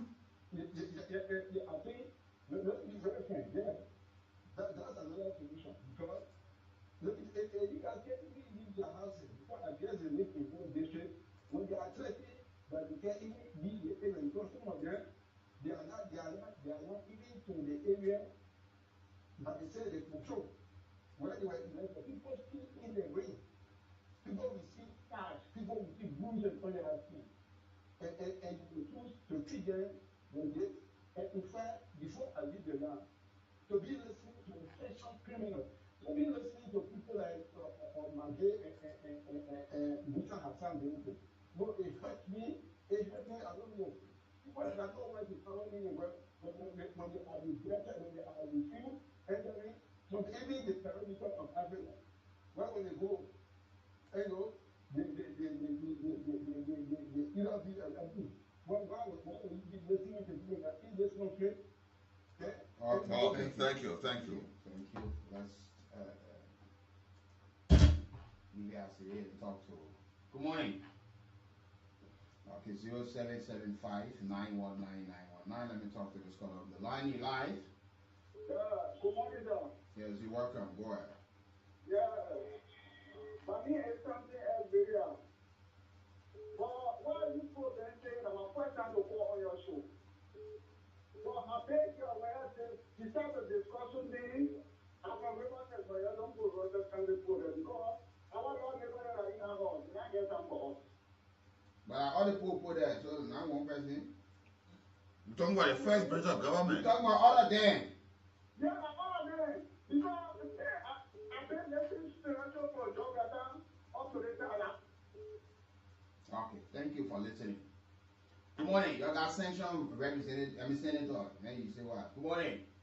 Yeah, good morning with you. Good morning to that and good morning to my like people. I'm here to demonstrate, you know. We give anything to like people today. You know, all of this things are happening in this country. It's a long because of the cause of this thing are happening in this country. You know, the problem with the election, with the cause of the people making fun out of us. You know, every time when we go to elect the people, we don't ask the people what they will do for the like people. We don't put their own party money. So you show that the people before they being elected, they don't tell the people what they will do for the people. You show they don't tell them. No, but majority of the elected they don't do that. They ask the people what they will give them because they wouldn't care about their getting when they go there. They put what they eat, put them on the seat. That's why they elect. They don't ask the people they have to. And somebody go there, they have one issue. In here, then they say, "Oh, you're going to get the poor in this country, but they're there for money making." They're being there, you know, don't remove it. People are getting the poor and that's why they can't complain. That's why they get their money. So every time they get this something, they're very poor. Other people put their food to say that they're cool. Other people put their food to have you to eat. They get there and complain on one person. It's a lot because the cause of everything happening. Okay, thank you. And you know, I still remember that was on October 22, 2024 when the group referred to themselves at the time as Majority Black when they had a major press conference. Let me read something in there. He said, "We are pleased to welcome you to this special media engagement Our purpose today is to highlight and emphasize the key issue contained in our resolution, as well as to provide an update on major developments regarding our decision to remove the Speaker of the House of Representatives, Honorable J. Funati Kofa. On Friday evening, for the one of us determined to restore dignity and integrity, look at it, to the Honorable House, convene an emergency meeting to elect a leadership for our cause. At that gathering, we unanimously elected Honorable Samuel Koga as the chairman of our block. That man was setting down. The man, he set it down now. He caught the parent downstairs, he gone upstairs. Assisted by Honorable Sekou Kane as co-chair and with Honorable Michael Stomer as secretary. The next Saturday, a total of 43 members reconvened. You see, moreover, Speaker Kofa found himself entangled in multiple conflicts of interest. It is known, that fact. While serving as Speaker, he continued to act as a lead consultant and legal advisor for various government agencies, concessions, and private companies, including the Liberia Petroleum Refining Corporation, our company, the Liberia Maritime Authority, and the National Fishery and Aquaculture Authority, all of which fall under the oversight of the very house he resides over. So these are some of the issues that he started moving from there. You come back, the other men still doing the same thing. So this is why we will continually find ourselves in this kind of cycle. Good morning. Good morning, weekend. Good morning. My name is J.B. Johnson, calling from Boston, by the County District 1. You know, Wiki, your name will be constant, and when you're not forgetting, we fight for our land, our district, and your mind. You go there for the Liberian people, for something happening. So, the law, because they want to take their month, the December month to be April 12, April 14, to be damaging our country.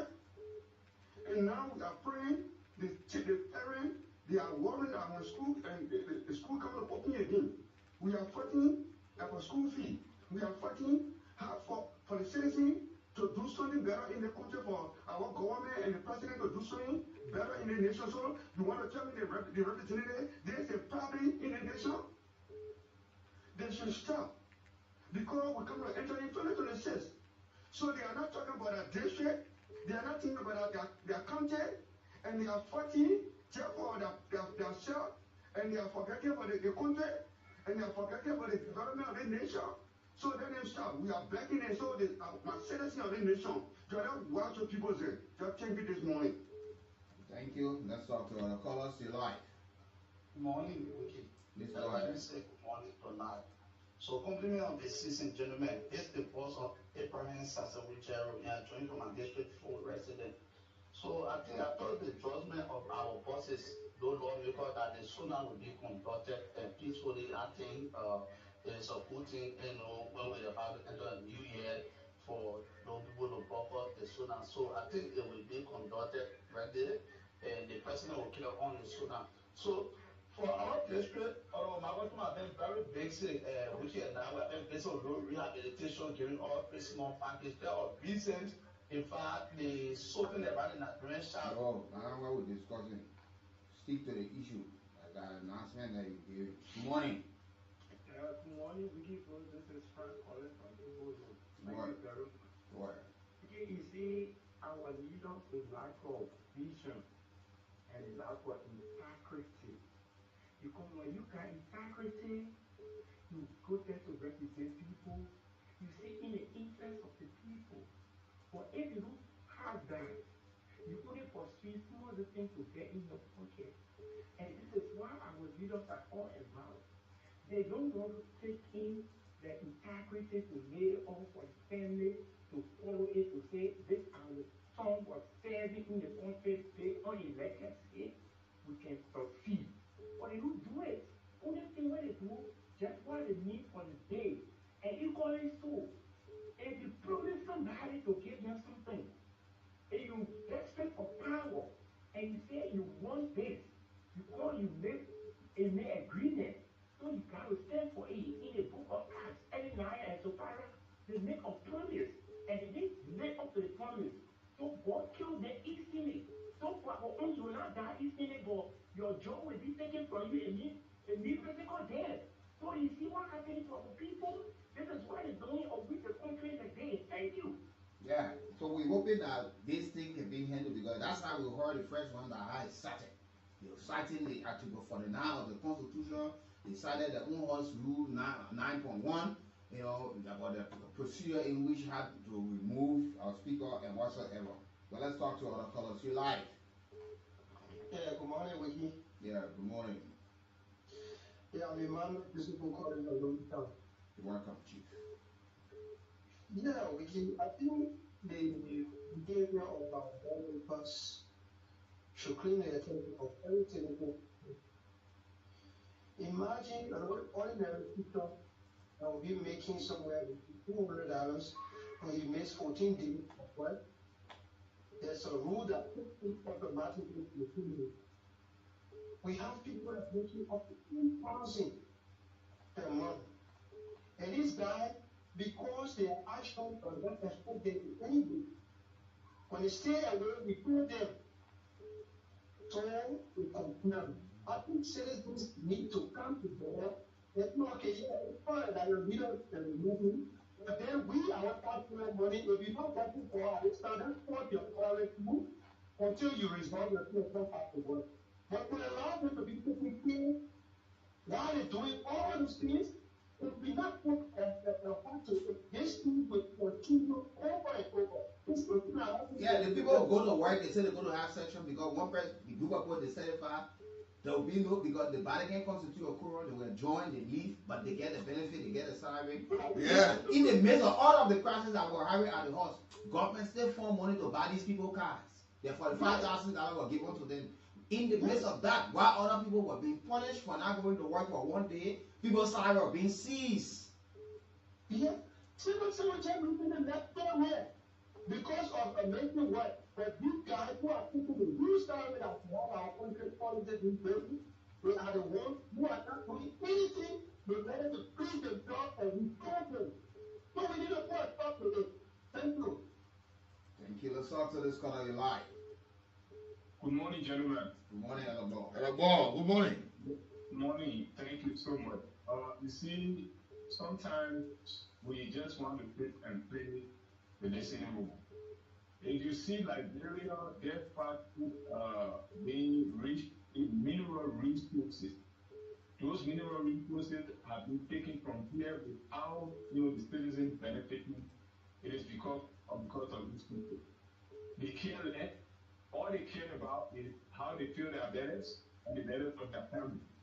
And this is unfortunate and very disingenuous. You can't be in a house where you want to represent us. Then every time the house must be in crisis. This is not good. Like other people have been saying, and that's exactly what is happening, is that everything they do there, it must be done to benefit their family. You understand? If you see diamond, gold, iron ore, black sand leaving this country, it is because of them. Today, when you go to Cape Mount, there's coal, underneath the ground there that is possible of causing, earthquake without even thinking about it. But you're thinking about what it can take home for them and their family. And this is wrong. This country is for everybody. It's not just for few people to come there and milk it at the detriment of the citizens. These people need to stop what they are doing. Because it is pure wickedness, and that's why I turn, as atrocity against the people. Thank you. Okay, you're welcome. Thank you. Good morning. Yeah, good morning, Wiki. Good morning. These lawmakers are saying we have to find solution. You see, Guinea was one of the poor countries in Africa. But I saw that when we in Guinea, we spent 2 years there, but the representative senator can be appointed by the president. Anything they say that the government will go on. But because of what's going on, some of the opposition or some of the people will say that everybody want to come to us with the Liberians, they will stop it because they don't want to read themselves. But if the president comes, the president go again, it will be over. The day the president can appoint, I think we should have different groups that they will go to challenge us and the president to say you're not doing this, you're not doing this. I think that would be the best. Like, we know what the problem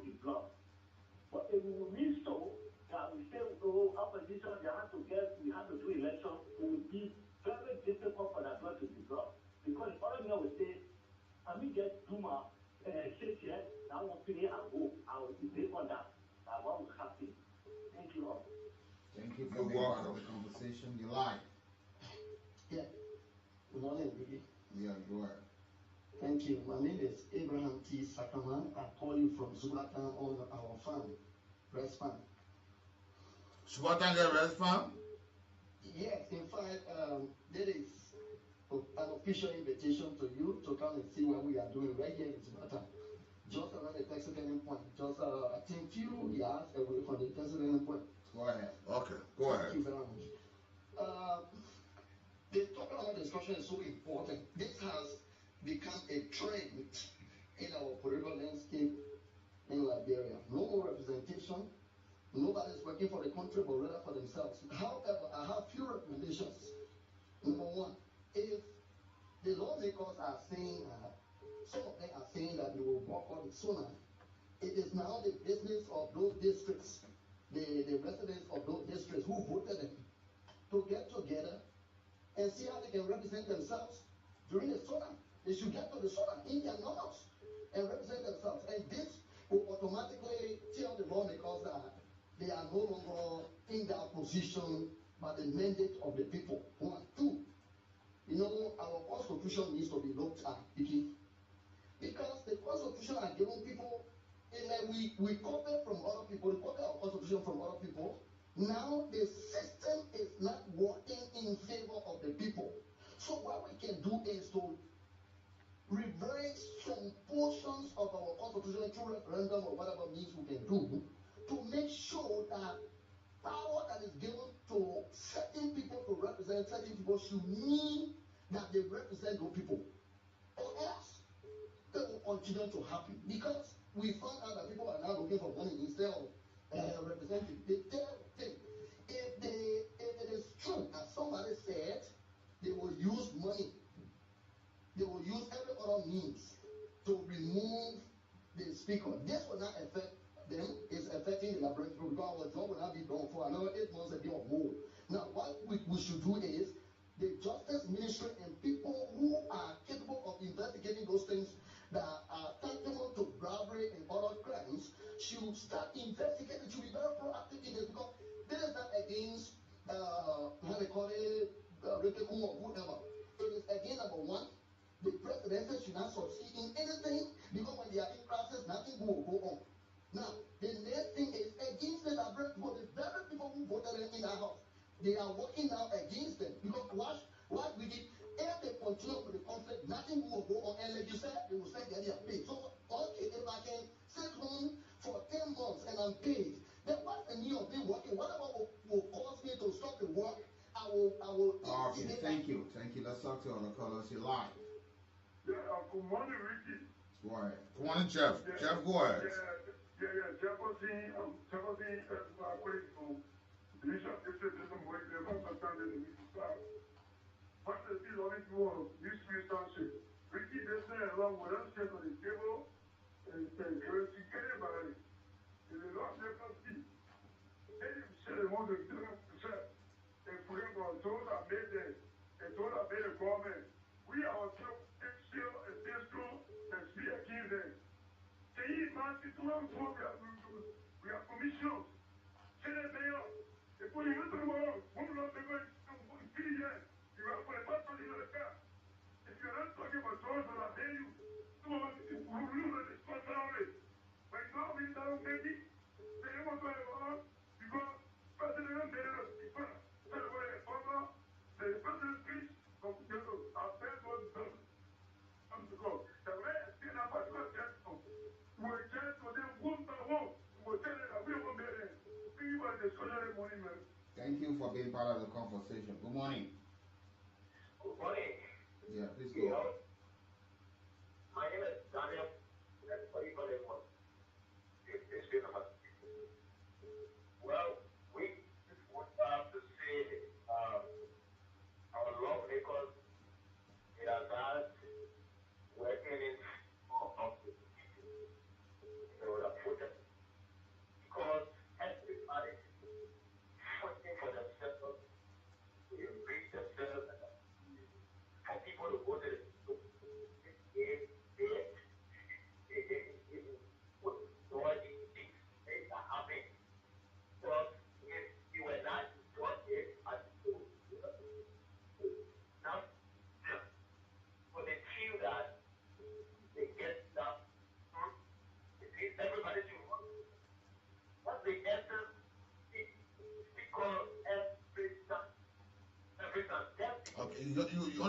bad line. We don't get it.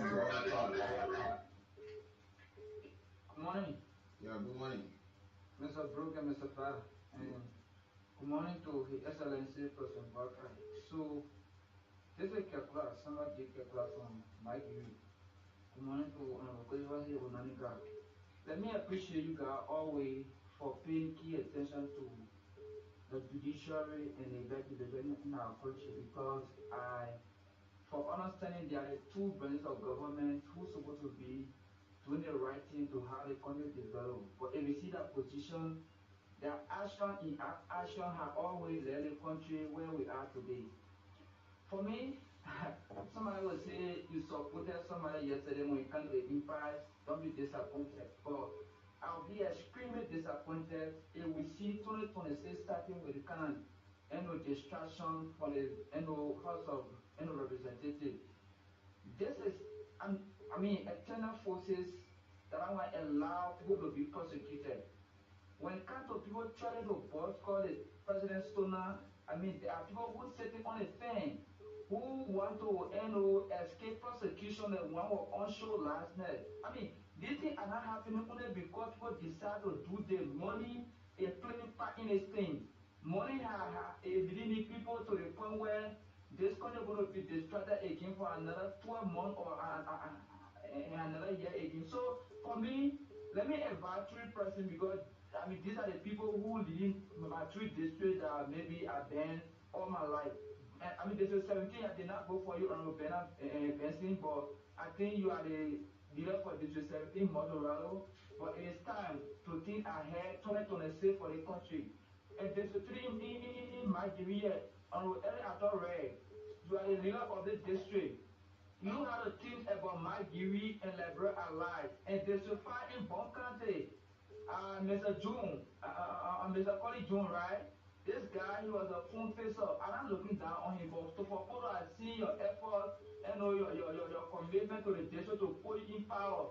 It doesn't mean you must go down there and be doing political to the bursary in the name of you being influenced by somebody. It's a frustrating. Okay, being a country where people got a family abroad, they get access on good security, they get access on education. They get money at the expense of the country. Yeah, thank you. And this is it. And that's why we have called for a total reform of all of our laws in this country. Because there are, provision or articles in the Constitution that sometimes, to some extent, you think it has, or have lived its usefulness and cannot, perform the present day reality, and we need to address some of these things, because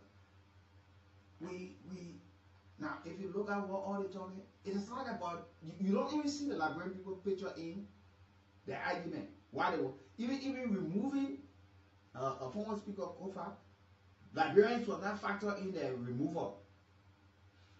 But it was always about their personal gain as about. You will see that those lawmakers that voted for the budget and the passage of other construction and level and lower house, they won't have to do that. Even many, there were many in that day. There were so many of them who were abandoned section. They were in section to vote. They were absent. And normally, if you look at the lower house, you look at the lower house, most of the time, these folks are the folks. Normally, they don't go to section. So, to abandon section in the name that they will not sit on a particular speaker, it just tells you that it's deliberate. Because you don't see what they want to picture for Liberia. What Liberians, people who stood in the rain and the sun for them, you don't see them picture. They say, oh no, Liberian people suffering. Liberian businesses. That's why when the budget went to them, the job budget at the lower house, we said it. You have to look at this budget, take up the time. Those are you serving on key committee. Look in education, look in health, look in security, look in youth empowerment, all of these things. But quickly, we saw it up. The Senate. Now, they want to have him removed. After just electing him, they want to have him removed. To bring who now? They will now try to go campaign, the highest biller, then they bring the higher biller in, but it's about what they will get. They want to bring over back? Or who wants to be? Because you just got elected. Just next year, a couple of weeks from now, You'll be telling 2 years. So in 2 years, we'll be having 2 speakers. Mm-hmm. So before the 6th year of President Boga comes to an end, I mean, so that we might have 6 speakers. Because in the first year, we change speaker. We're about to enter in 2nd year, we're hearing the crisis and gradually coming up again. Good morning. Good morning. Nathaniel, good morning. Good morning. This is Oscar Davis. So, I think Liberians are really dishonest with themselves. I heard somebody asking Liberians to stand up. For all the lawmakers are related to our LG, we saw lawmakers with money on camera accusing the executive. How come we know today that when people want money at the legislature, they can want to remove speaker? Evidence was shown to all of us in the country. What the small brother said? When the people go where you move, when you put in your do where you move. I remember Biggie said it before on the show. When you put in when you move. How come today the Yeah, go bring that record because if you lie on me, I will not keep you on the line because that's how you come to the public and lie. That's how you just come to the public and spill all lies to people, false allegations. You remember I said you should have bring the record. Bring the record because you know this is where people want to go so low and market the ignorance. I don't allow them to go like that. This is the end of the year. You know, this is what you know how many assumption. Yeah, let me bring the record. You said let me bring the record. That's how majority of the people, let me tell you today, they call us. They not only would like to hear your voice on the show, so that they can even ask us why we're alive. I said that the beauty of democracy. I told someone I said that the beauty of the democracy that we all enjoy. Some of your colleagues that you see around you, your CDC better than most of them. They can be asking. The lawmakers that were there at the time saying this, we're in part of somebody were in part of CDC. Good morning. We're still lawmakers not part of them. Yeah, go ahead, sir. Yeah, there is Jones came that he called for a Japanese fuel and good morning to journalists in all. You're welcome. Yeah. Let me firstly say as to the national legislature, Wiki Brookshire in person, they didn't support impact on the national legislature. On many occasions, you and Nathaniel. People even tell yourself or correcting. People even accuse us that we were supporting Kofa, was still calling Speaker Kofa. Why you going to mess Speaker Kofa? Why you going to mess? I said, but he's not yet removed. He's a legitimate speaker. Then somebody can tell me I supported what? No, Pascal Dele is my friend, but on that note, I disagree with you. Until he can apologize, I put him back on him. No, I banned him from calling on this show. No, let him prove it. No, that allegation. He must prove it that I said that. My man, I don't know the show yet. Don't worry about it. The man ban is now. Wiki, listen. You know me. Just talk what you want to talk.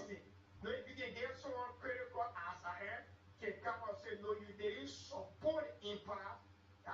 No, but you have not come up openly to accuse me in the public. I know how people doubt nothing in the country that they see lies steal people. That lies steal people. So if somebody stealing lie on me, I must sit down. I'm a carrier, I got my family. Nobody can lie on me. It is clear up more and very. No, let's leave that man occasion. That man not calling again. Jones, go to the issue. Go to the issue. We still talk up there. And it's to the point, you and now you're in support impact. You're saying indeed it was not good for our fragile democracy. Samuel D. Kepler, who just called and admitted and all supported impact. We want to regime speakers. See what is now happening. Everything for the executive, as of not son. They don't do due diligence when the fact here it is a regime speaker. They don't run country like that. And you said, what we continue to smell? Those guys, it is all intended to have the one. And you don't even hear them factoring the Liberian people into the argument, wanting to remove the person because the Liberian people are suffering. You don't hear it. You wanting to remove because the bread and butter issues are not addressed. You don't hear it. You wouldn't hear that. The person on the other committee, you won't be on the other committee, and because they don't vote on principle, they vote on personal gain. No, but even the current budget, the people of this country are not factored within the budget, and lives are not transferred within the budget. But what within this budget is that domestic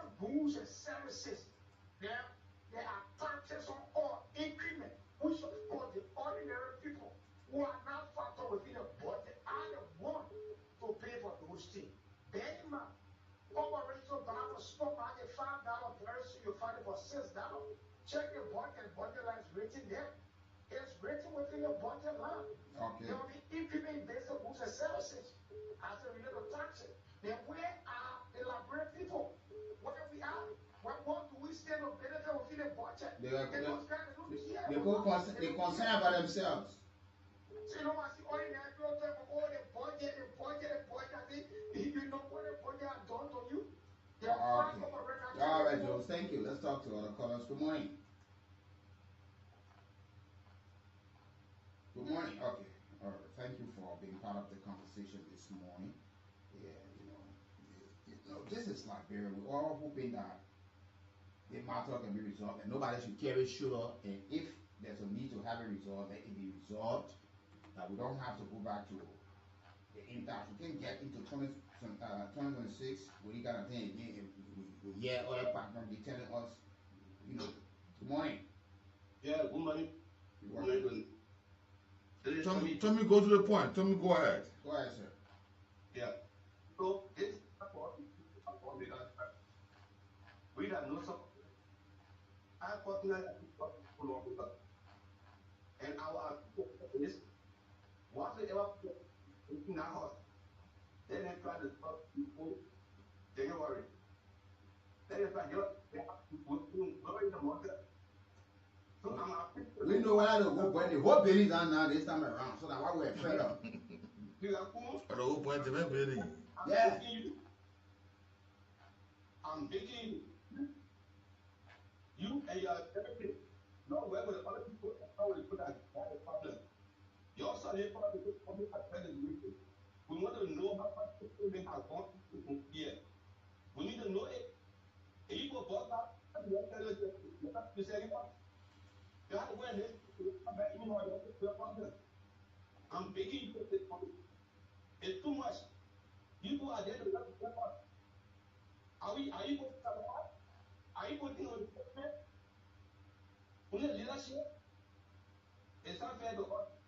I'm talking to our this morning. Please talk to the public. I'm not sure what I want your phone. Okay. Thank you for being part of the conversation. Liberian people need to hear from you people, and they want to get a better leadership from you people. Good morning. Okay, let me talk to this caller on the line. You live? Yeah, go ahead. Morning. Yeah, my name is Ishmael Kamara, and I'm calling this morning from Phoenixville. Go ahead. The thing is, anything that is not done properly is not done at all. When I think past for the first time started on campus, we all said it. That what was happening in our country was wrong. Others supported it. Sure. And today, those that supported it yesterday, today they are telling us another thing on the contrary. Yeah, probably what they were promised, a lot of them have not gotten it, so now they want to go back, And that's why we say people must vote people on principle and ideology that we people can share, and not on the basis of bargaining or stand to benefit. You already being paid for a job that you don't usually. Then you still want to have extra money to put people in position? Of course, and those things are very much bad for our country now. The president today is the cause of all this not happening today because he actually decided to undermine the independence of the legislature. He decided to financially induce men and women on the Capitol Hill to go against a legitimate speaker at the time. Then we're always asking a question, why is it people that we expect to be people of integrity will always allow themselves to be induced when they should be standing the ground and they know the number of people that voted for them? Why is it? Because that means that we can't keep pointing fingers, so we can't trust in the ability that people stood in the ring and know that you did not get yourself, that you allow yourself to be induced by one individual. And that is the situation on the ground that you myself ought to be talking about over and over again. Because these guys actually, normally, the people who can go in the rain and the sun to vote them into offices, when they are getting up there, their understanding becomes different. They choose to rather put their own agenda and downplay the masses' interests. Now, it was uncalled for. It was not necessary at all that this president would want to actually induce them at the time, and then to vote for another speaker, go to another sittings, escort, that will consider to be ultra virus by the law. So what we say is these things are not things that are going to help our country. Then today they are not talking about the boycott sonar. I mean, what are we heading to? Are we heading to remove another speaker? Are we telling ourselves in the country that these things are happening to our country today are going to encourage an investor somewhere who want to turn the abroad to invest their money, are we saying that these are going to impact the lives of our common people? So I think these guys are a bit serious. Yeah, you just sign, you just sign concession, you pass my agreement, just recently, signing your fee and all of these things that you expect. How do the people come to start an operation?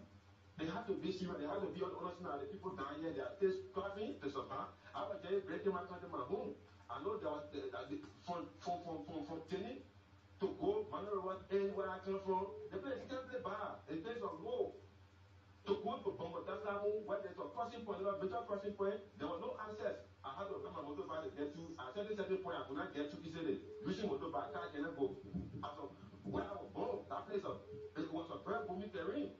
But today go and see that place. Don't think that things are supposed to be discussed in the country. But they go there, they are not because there. They go to session, they go to motorbike, or people are going to, they don't care to think about it. All they care about is remove one speaker. Okay, thank you. Let's talk to this caller. Good morning.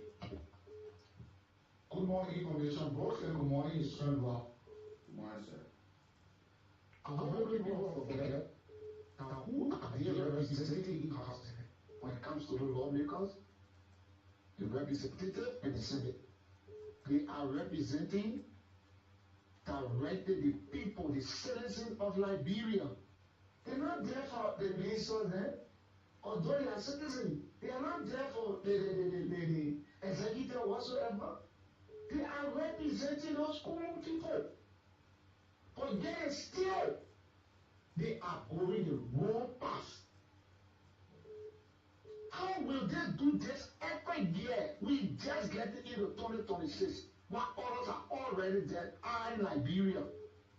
But when they sit at their homes, they feel everything is gold and glasses for them.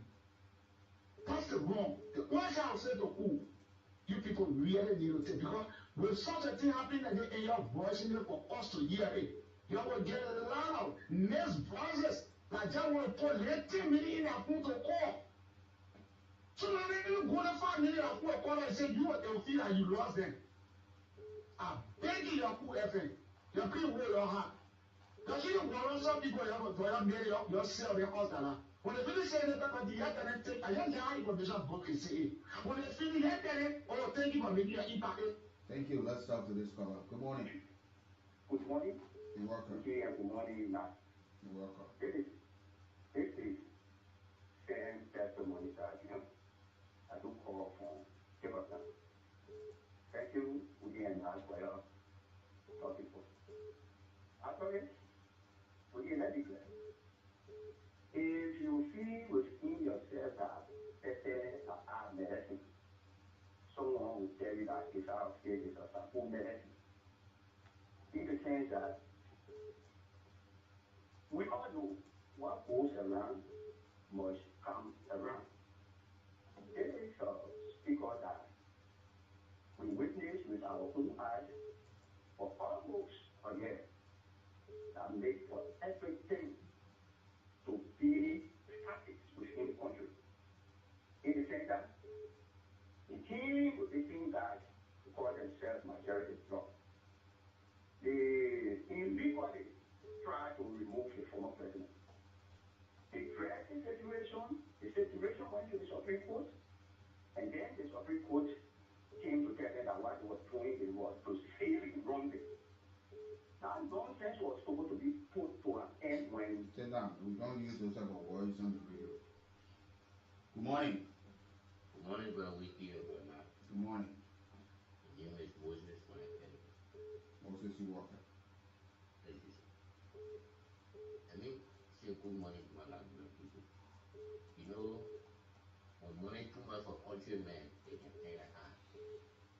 I always say this. Other times, too, Bernard, I say, take my word to the court. President Joseph Human Parker will succeed. But those people they call lawmakers, they are the problem for Liberia. And if any one of them, let me say lie, let my people listen to me. If any one of them make anything negative, they come in telling that they saying it. We ourselves will raise lawmakers that will put their hand to vote. Even you with like that willing to work for 5,000 for your district for the sake of Liberia, not to make money. We will raise people from every district they're coming from for 2029. Let them put to test to see who get the government, whether not them or us. Now you have to tire with the things. Every day they will advocate for money for themselves. What become of the people that send you there for a purpose? What kind of wickedness is that?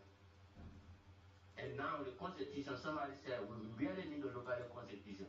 A citizen who cares somebody to power come on and say this person is not proceeding in our interest. We don't want a question. The judiciary system is not working in the country. They are suffering us too. They will sit there and the same people will give them money and they will not listen to the citizen who put the people there. If I say you that you wicked and somebody saying to that station they accept you to work there and you're not doing the rightful work, the police say you should move, then people around say no, we don't move or we are not free. No, it does not go like that. Not what the law says. So we really need to look at we are the government.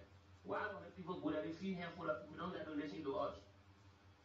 But thank you for the time. Thank you for being part of it, and that's how we'll leave it on the talking point. And let us say something to the Supreme Court. We hope that you read it and sit it on, because if this thing, as we are hearing it, and it comes to the limelight where we see, we start having constitutional crisis, our body can constitute a quorum to do the Liberian business, and one group of people run to the Supreme Court. We don't want to send nobody sending people back and say, "You're going to read your house's rule." We want the Supreme Court to be prepared when everybody goes celebrating with victory. So if it gets before the Supreme Court, just in case, you give your clear interpretation of the Constitution in your ruling, let cut it, because the last time fingers have been pointed at the Supreme Court that they themselves were part and parcel of what took place, because they should have cut that thing for the initial stage and they left it. Yes. Folks, so Walker, yesterday evening, Liberians both home and abroad had a chance to listen to former finance minister, Samatua, defending the CDC, defending his time as minister, and talking about the function of the Central Bank of Liberia, and talking about they took money at the time when they took over. They had to get some money from the Central Bank. They had to pay back, and a whole lot of things. But he said the mop-up exercise that he once was invited at the Senate, the 25 million mop-up exercise. Today, he has washed his hands from there, that he was never involved, he was never seen interested or pick up. That was done by the Central Bank. And it's a big Pandora box have been opened to tell us about the inflation. Now today, there are folks at the Central Bank will have to answer questions. You got an national picture. You had a luxurious towel. And other folks who are still there, formerly there on banking and currency, banking or policy, they are there and all of these things. But come to think about it, the argument here now, in one of his commentary, the former minister is saying they lifted more people out of poverty in the regime because they inherited people who were lying in poverty than what it is today. And according to him, he says CDC stopped Liberians mass slide into poverty and hinder the Unity Party a solid poverty reduction foundation. That's what he said. He added that a critical question now is whether the UP can begin moving Liberia out of poverty in a sustained way. So Unity Party again, Sunday, former President George Weah, question to you people, the former minister now is telling that they halted Liberians sliding into poverty and they hindered the Unity Party, this government, a solid poverty reduction foundation. So the foundation on which that the people give, because everybody talking about a very important issue, people finding it difficult to find food on the table, jobs, and not forthcoming like before. So that, but they are saying they left a very good foundation. So is the Unity Party sliding for him? Because the Unity Party now got so many questions to answer for the public, because the CDC is coming at them. The CDC bringing some issues to them. Even the former president said he traveled some part of Liberia in Muscle County, and he saw that the festive season weren't the way was celebrated under his regime. So thereby authenticating the fact that Liberians were lifted out of poverty under his watch and turned over a solid poverty reduction strategy to the new government, but then the new government has fumbled on it and failed and have taken the poor backward than it was. You know, but it's good for Liberians, especially supporters of political institutions and those in the government, to know that they have a greater tax. Ambassador, our folks always behave in such a manner. They always come to power and feel that they're on holiday. They sit back and relax. And at the end of the day, then they blame the outside or they blame opposition and say, well, the other one may will fail. Whereas there was a task given to them that they had to do, so the challenge is up to them.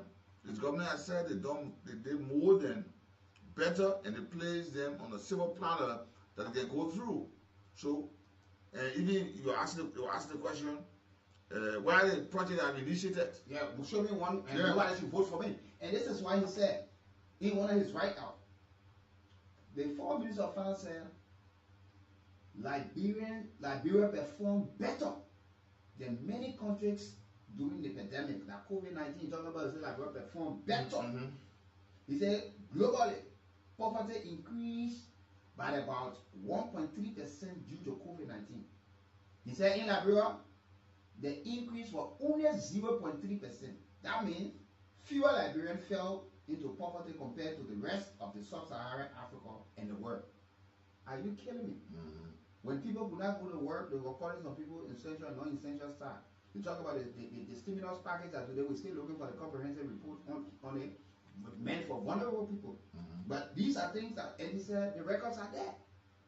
Even the mobile exercise money that folks thought that they said that he put it in vehicle or he he carried them, he took them to business places. He said, you know,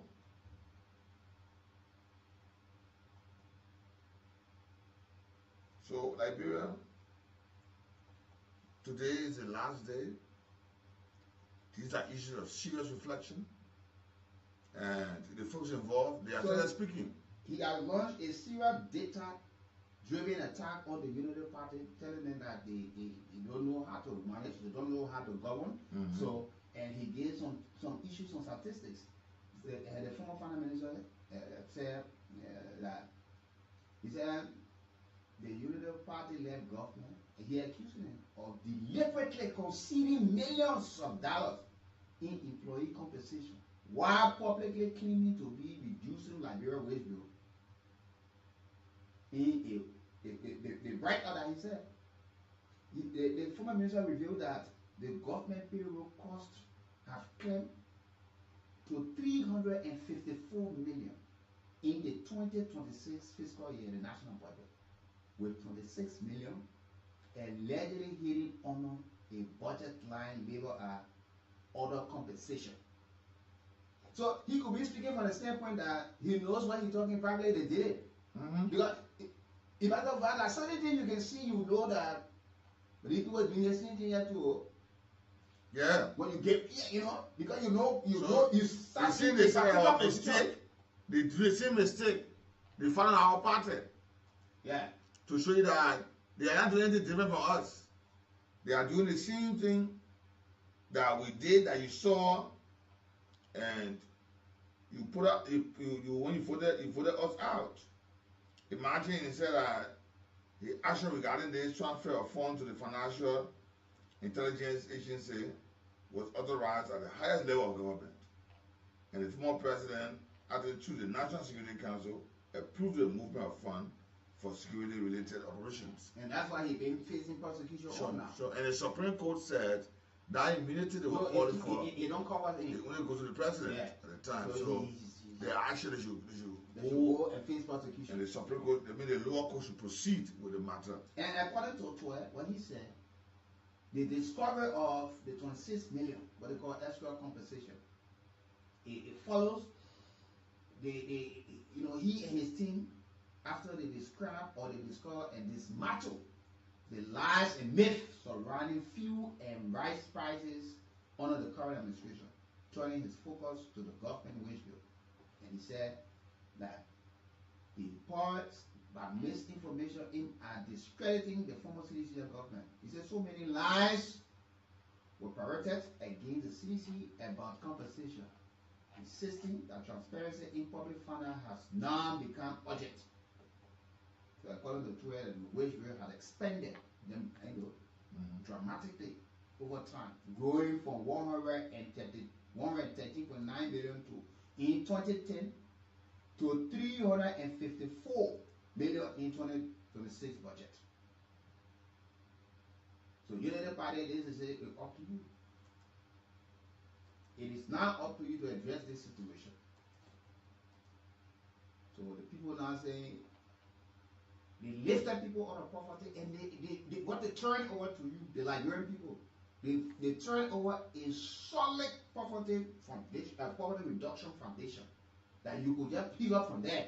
But they are seeing that a lot of Liberians are sliding back into poverty on a daily basis with speed as well. Can't find food to eat, can't find a job to do. But they are bragging and telling you that they extremely well. But they got defeated on lies and falsehood and myth. That's why these people are now saying. So Liberians, you listen to that, and it's up to you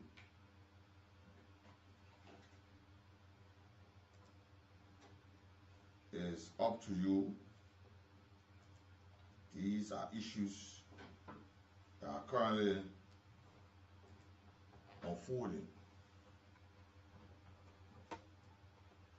Let's listen to Samuel 12.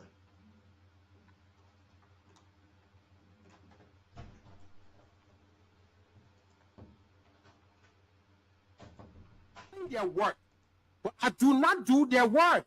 I don't go. Nobody from the Ministry of Finance goes with the CBL. If they don't know how to do it, Samuel 12 will not take the responsibility as the fiscal minister.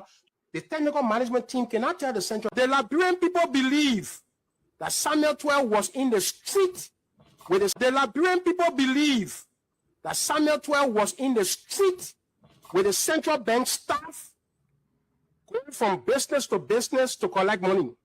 Now, you got to help tell and say, no, that lie. You're lying on Samuel 12 on that one.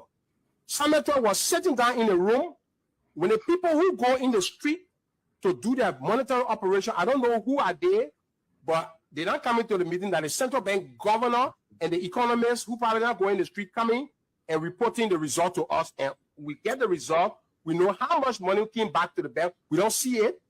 We go into the monetary operation. They say, okay, they took 500,000 today. Okay, then we monitor the exchange rate, and the exchange rate did drop. People turn that over and say, I put taxi, I was in a taxi, I went to Nukuta, and they saw me. I don't want Warren was sitting there in the room with the central bank. What I want to clarify is that Samuel D2 Jr. is Minister of Finance. You got to respect the office, even if you don't respect the man. The Minister of Finance can't even go outside to pay government worker. He can't go in the street to pay worker. We don't do central bank operation. This is what I'm trying to understand here. Listen, I'm aware of the CBL doing their work, but I do not do their work. I don't go. Nobody from the Ministry of Finance goes with the CBL. If they don't know how to do it, Samuel 12 will not take the responsibility as the fiscal minister. The technical management team cannot tell the central bank how to do monetary policy. We're not auditing the central bank to see it's not an audit to the central bank to see. That is what I resist. I resent that characterization because the central bank has been doing this operation since the last 15 years the war ended. The reason we're talking about the war is because President Weah say, central bank, you take money from the reserve. Central bank take money from the reserve regularly to do monetary operation. President don't have to go say it. We made President Weah to say it. That's how it became a political football. When the central bank files the report, we taper it and send it to the president about monies collected, the impact on the exchange rate, all that. The Liberian people believe that Samuel 12 was in the street with the central bank staff, going from business to collect money. Now, you got to help tell and say, no, that lie. You're lying on Samuel 12 on that one. Samuel 12 was sitting down in a room when the people who go in the street to do their monetary operation, I don't know who are they, but They're not coming to the meeting that the central bank governor and the economists who probably not going in the street coming and reporting the result to us. And we get the result. We know how much money came back to the bank. We don't see it. We go into the monetary operation. They say, okay, they took 500,000 today. Okay, then we monitor the exchange rate, and the exchange rate did drop. People turn that over and say, I'll put taxi. I was in a taxi. I went in Yucatan and they saw me. I don't want to worry about sitting there in the room with the central bank. What I want to clarify is that Samuel D. Jr. is Minister of Finance. You got to respect the office, even if you don't respect the man. The Minister of Finance can't even go outside to pay government worker. He can't go in the street to pay worker. We don't do central bank operation. This is what I'm trying to understand here. Listen, I'm aware of the CBL doing their work, but I do not do their work. I don't go. Nobody from the Ministry of Finance goes with the CBL. If they don't know how to do it, Samuel 12 will not take the responsibility as the fiscal minister. The technical management team cannot tell the central bank how to do monetary policy. We're not auditing the central bank to see it's not an audit to the central bank to see. That is what I resist. I resent that characterization because the central bank has been doing this operation since the last 15 years the war ended. The reason we're talking about the war, rejecting claims that he or members of the Technical Economic Management Team, the TMT, physically participated in this whole mop-up exercise process. And you know that in his defense, he's defending this aspect. You know, this is where we are. And you heard him saying that this eye has burned, and they were the one who, when they informed the former president, that's how he came out, and he made mention of that. But it has been happening. It has been happening. But is it the right procedure in this thing? But, you know, the former finance minister is now holding back. He's now speaking. And it's also incumbent on those folks to make that people understand. And you know that there always been a tradition where when folks are into position, they will not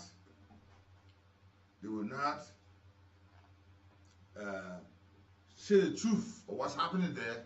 But when they are out, that's the time they will bring out all the secrets, all of the things that happen there. They will bring it out. Yeah, and Ambassador, you know, there's some other hard question to ask. If the CC, to somewhat is claiming that probably they outperformed the Unity Party in terms of how they lifted people out of poverty, and they had a very strong poverty reduction strategy of foundation laid, and they had a solid economy. Then when they asked, why did the people vote them up? Because those are things that people want to see. Those are things that people want to feel in their lives. Because most of the projects that they are saying today being dedicated, or the current government is parading with, those are things that I think should have kept them in power.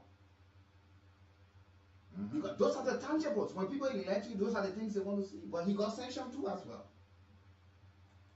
And he's saying that the GAC findings in 2019 about the discrepancy in the variance. And just an hour ago, let me read something what the chairman of the Unity Party just wrote. Reverend Dr. Lura Tapet, he said, Samuel Tueme, you claim that the government pulled Liberians out of poverty, and yet you were voted out, and you want Liberians to believe that fact. You and your bossmen need to try harder to service your propaganda machinery to convince the Liberian people that you outperform the Unity Party. You keep blowing your baseless trumpet. The Unity Party will continue to modernize our country. Frankly, we are not concerned about 2029. Our utmost concern is to serve the Liberian people with distinction. Happy New Year to you. That's why Reverend Tabet just wrote in the last hour. So you see. Now, and let me tell you, if the Unity Party, this is what normally happens.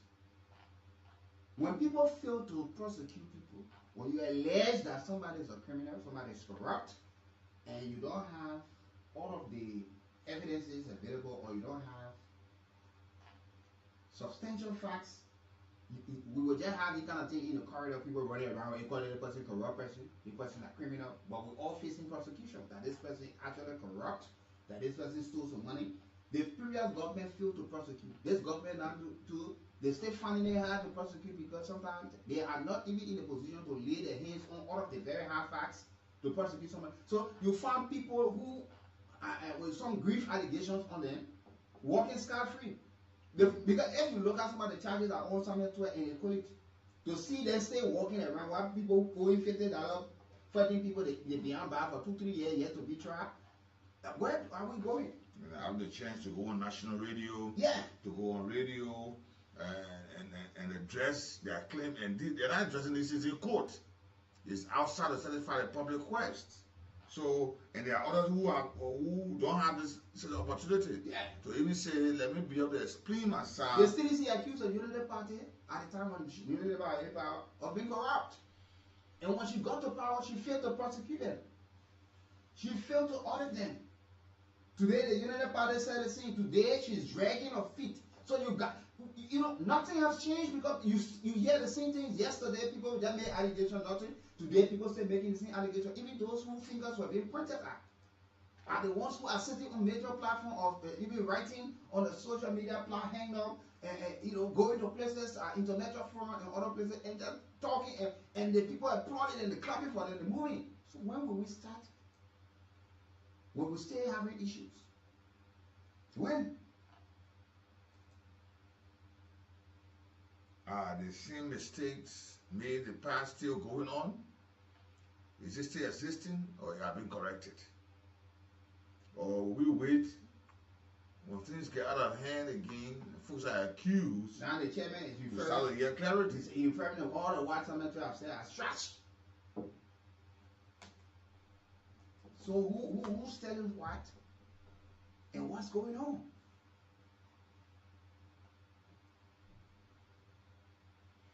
Okay, 0775-919-919, 0880-919-919 are the numbers to be a part. You listen to the former finance minister, and one thing he said, if you don't, you should have respect for the office. It should not be for an individual. Yeah, the former president said, you let the minister, if you want to lead it, man. So he has come and said that that office should be respected. Good morning. Yeah, good morning. Yeah, please go ahead.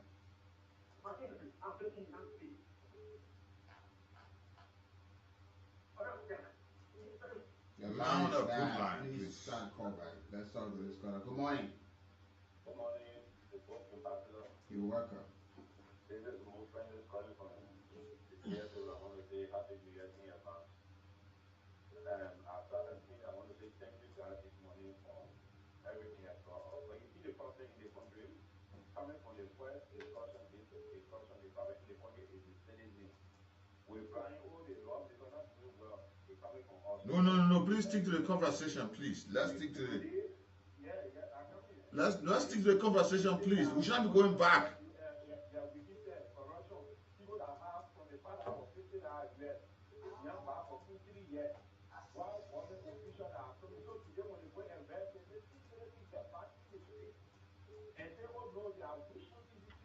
Let address the issue. What he is saying, please. Do you think that? Yeah, thank you. That, you just listen to the man. He put in a defense, but he said he goes to the citizen. Do you think that actually what he said that they left a solid poverty reduction foundation and a strong economic balance for the country, but they see that the Unity Party is weak in it. So let's hear it, and they lifted more people out of poverty than what the Unity Party is doing, but people are sliding back into poverty. Good morning. Good morning, gentlemen. Hello, boy here again. Sometimes these people talk their babies. if you really perform, then why did you get voted out? You know, sometimes they talk like they can forget, you know. This man, he said, they lifted 27 million people out of poverty. Who were those people? And you see, I don't blame Samuel Tweden. I blame the court. The courts in this country, they are also our problem. They will carry, I mean, Unity Party, I mean, they are taking steps. They are far different from what CDC did here. At least they probably land with the court. Look, let me tell you, you people something, Wiki and that.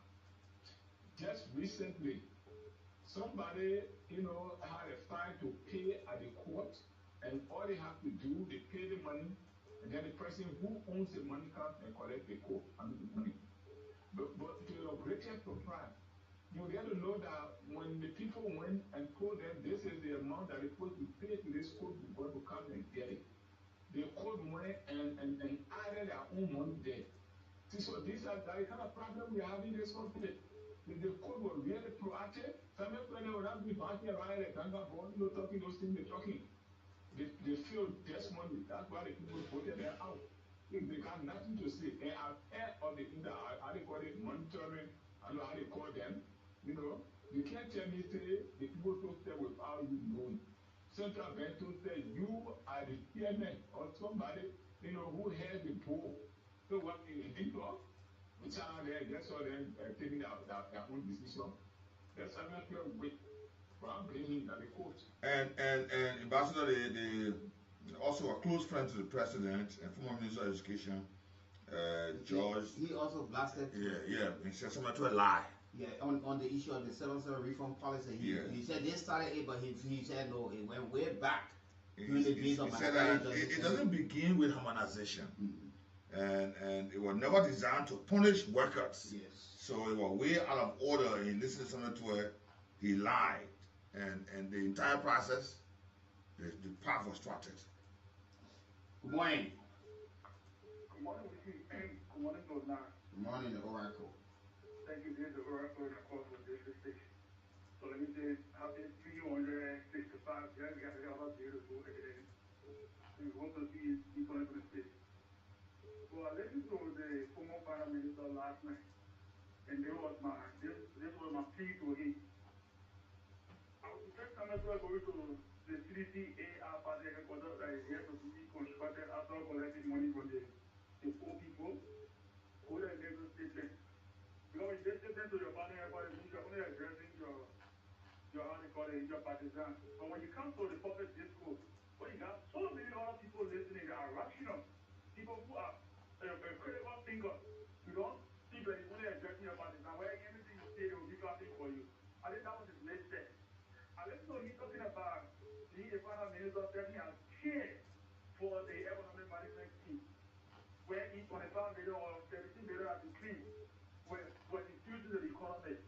But he did not participate, but people brought report to you. But an indictment, because how can you be chairing and don't have oversight when they're waiting for a report? That is why I'm coming to. So, they brought a report to you, and there was a lot of discrepancy in the report. And you say, well, but not to do it, not to audit them. So, any report they brought. If we saw the report, some people say, I didn't receive money. Some people, the number we call, only up to now, the number not register. So, what did you do as chairman committee? You get allowed to wait for the 17 million free of charge? Because you were not responsible to disburse money, but those who disburse money did not do it the right way.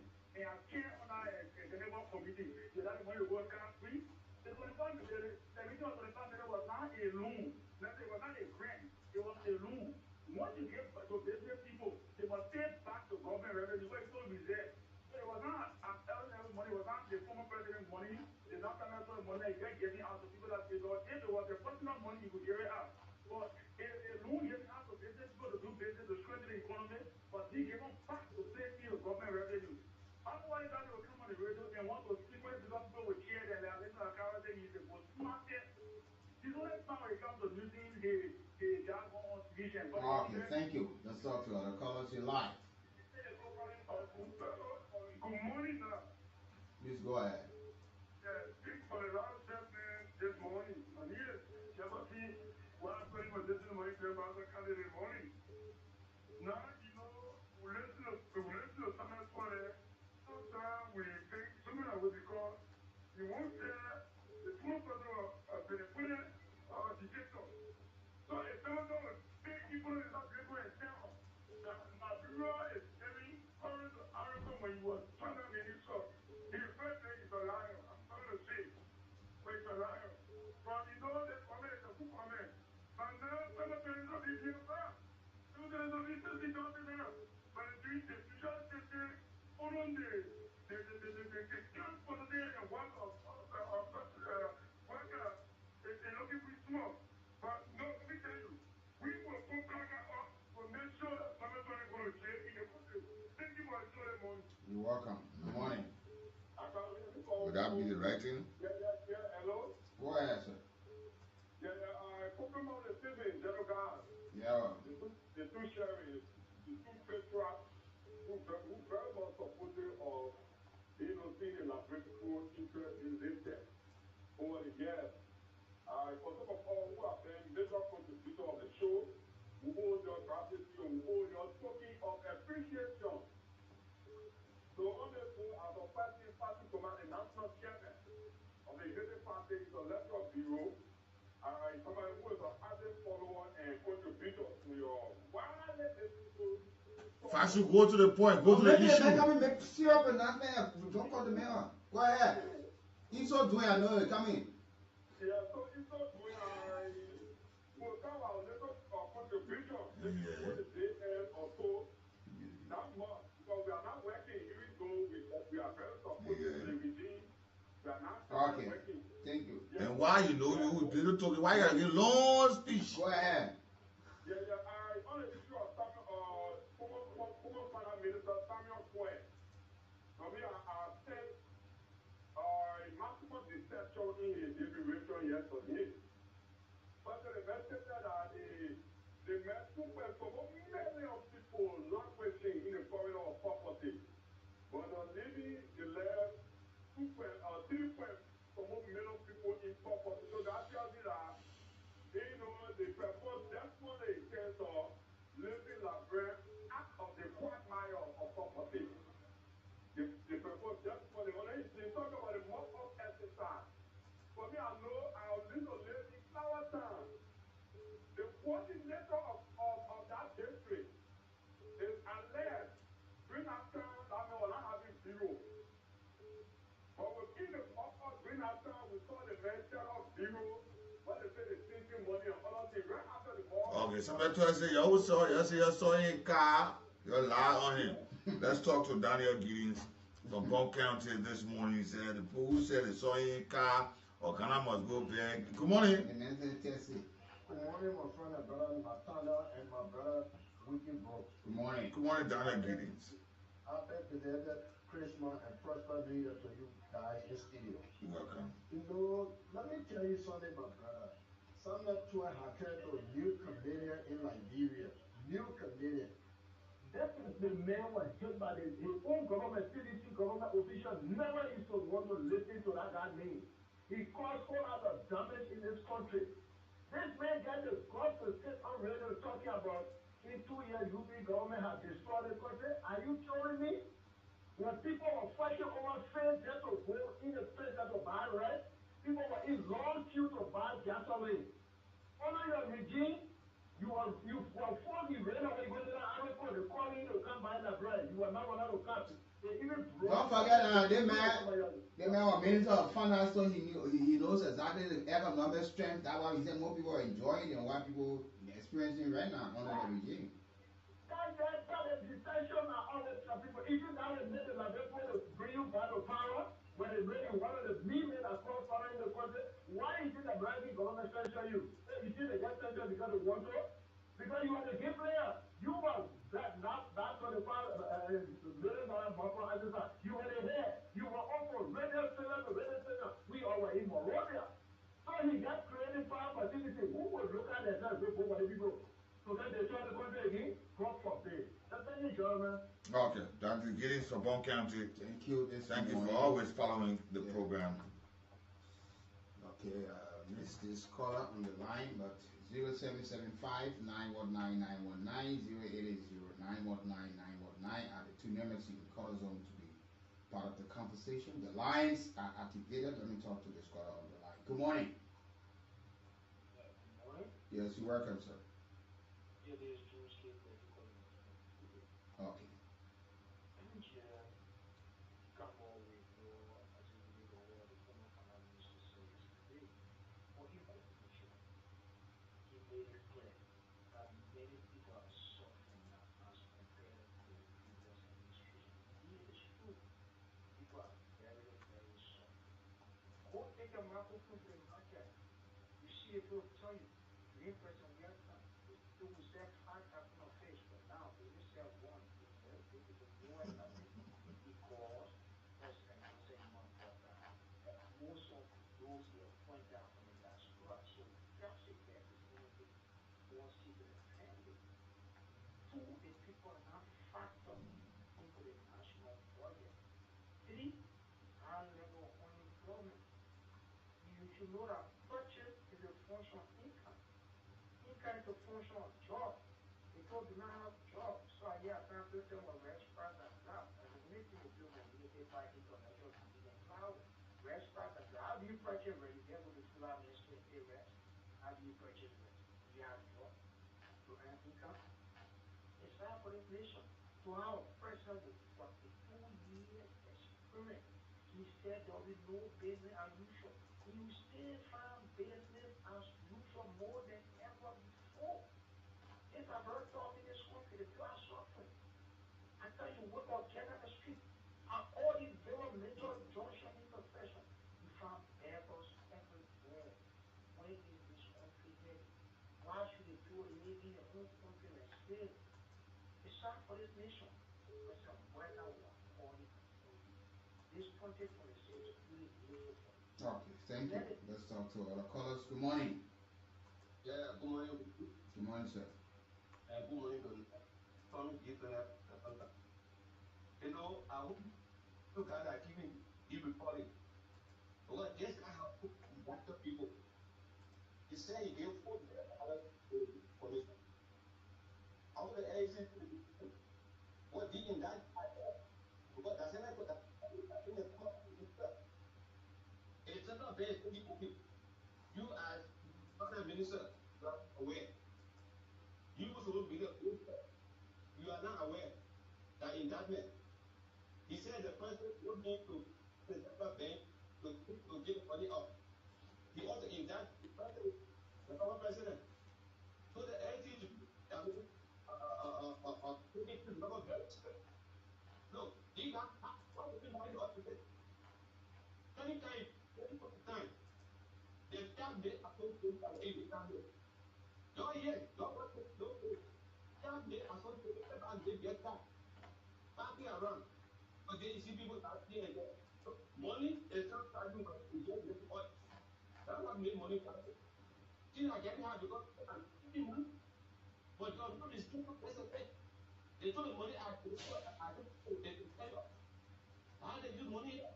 Yesterday, you couldn't take up that. You'll get the one. How will get you money? They're buying different cars. I said for it. Even though they have it, or having many passports. But then I do it, like it got people do back in the day, and one other people that. So, if that person has family, they're acting in a bit of it. It's just someone. But you put the big part of it, Okay. Okay, thank you. Thank you for being part of the conversation as usual. Yeah, Nigerians are way in speaking on the issues as it relates to what the former minister said and throwing it at the Unity Party-led government. Good morning. Good morning, brother. Good morning. I listen to many of the callers.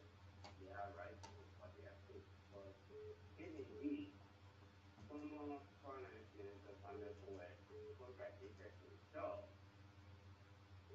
or you know, the judgment upon himself, what is the government waiting for? The man was outside the country. The court was him, and he came to this country very here. He has indicted himself accordingly. What is the government waiting for? Up to now. And I see you you. Good morning. Good morning to you guys in the studio. We do it. Yeah, go ahead. Yeah. I mean, everything I find out what is here around here, I support you 100% plus because you're right. Because of our food system, our now family college starting down, down. But because our food system is so weak to that extent, only Ghanaian, they pass on oil and then making all kind of sickness or demand. So they are saying that don't come back on it, don't come back on it, to put it down. I believe that what? Thank you for the morning. Yeah, yes, you know. But government got to have sufficient evidence to put anybody behind bars. Good morning. Good morning. You're welcome. I think you are a big also yesterday. The name, the name is International Electoral Extra Money. Yeah. I think what it is. It is using those people in the name also. I think when I went to see a record or somebody alleging, yeah, say get a 4 million extra than what they asked for. Yeah. Hey, what's that money now? Yeah, he's using those statements and he's very regular.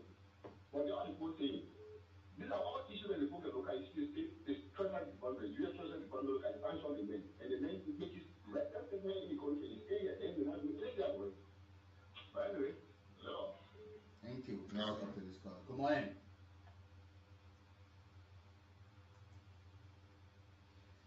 Okay, don't hold the line. You're live. Hi, Wiki. Yes, sir. Thank you. This is Lawson Fine. You're welcome. Please go ahead, sir. I'm the PRO for the Intellectual Bureau of United Party. Look, I listened to one of the yesterday on the phone.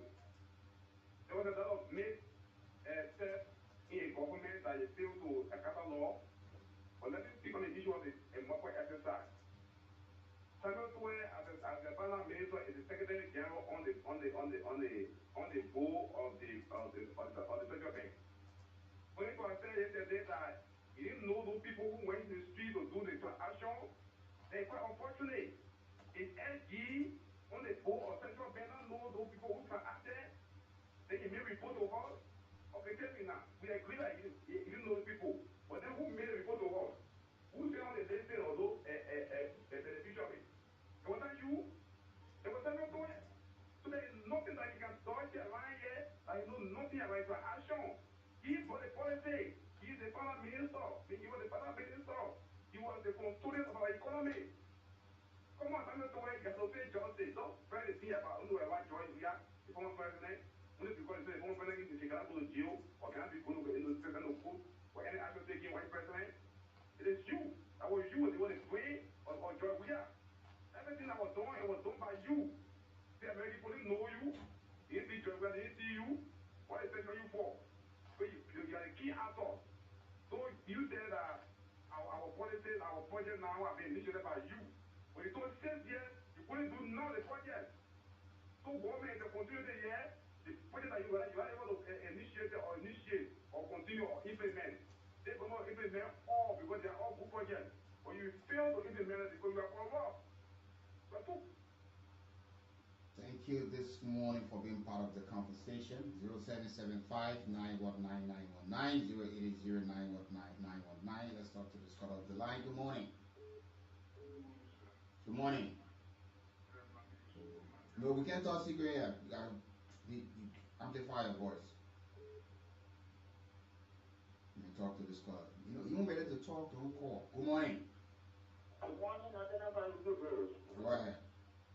Thank you so much, George Mama, my CFO, you must have and getting it so much. I don't want to say one thing for the lady here today. I can't ever listen to see the one I put here.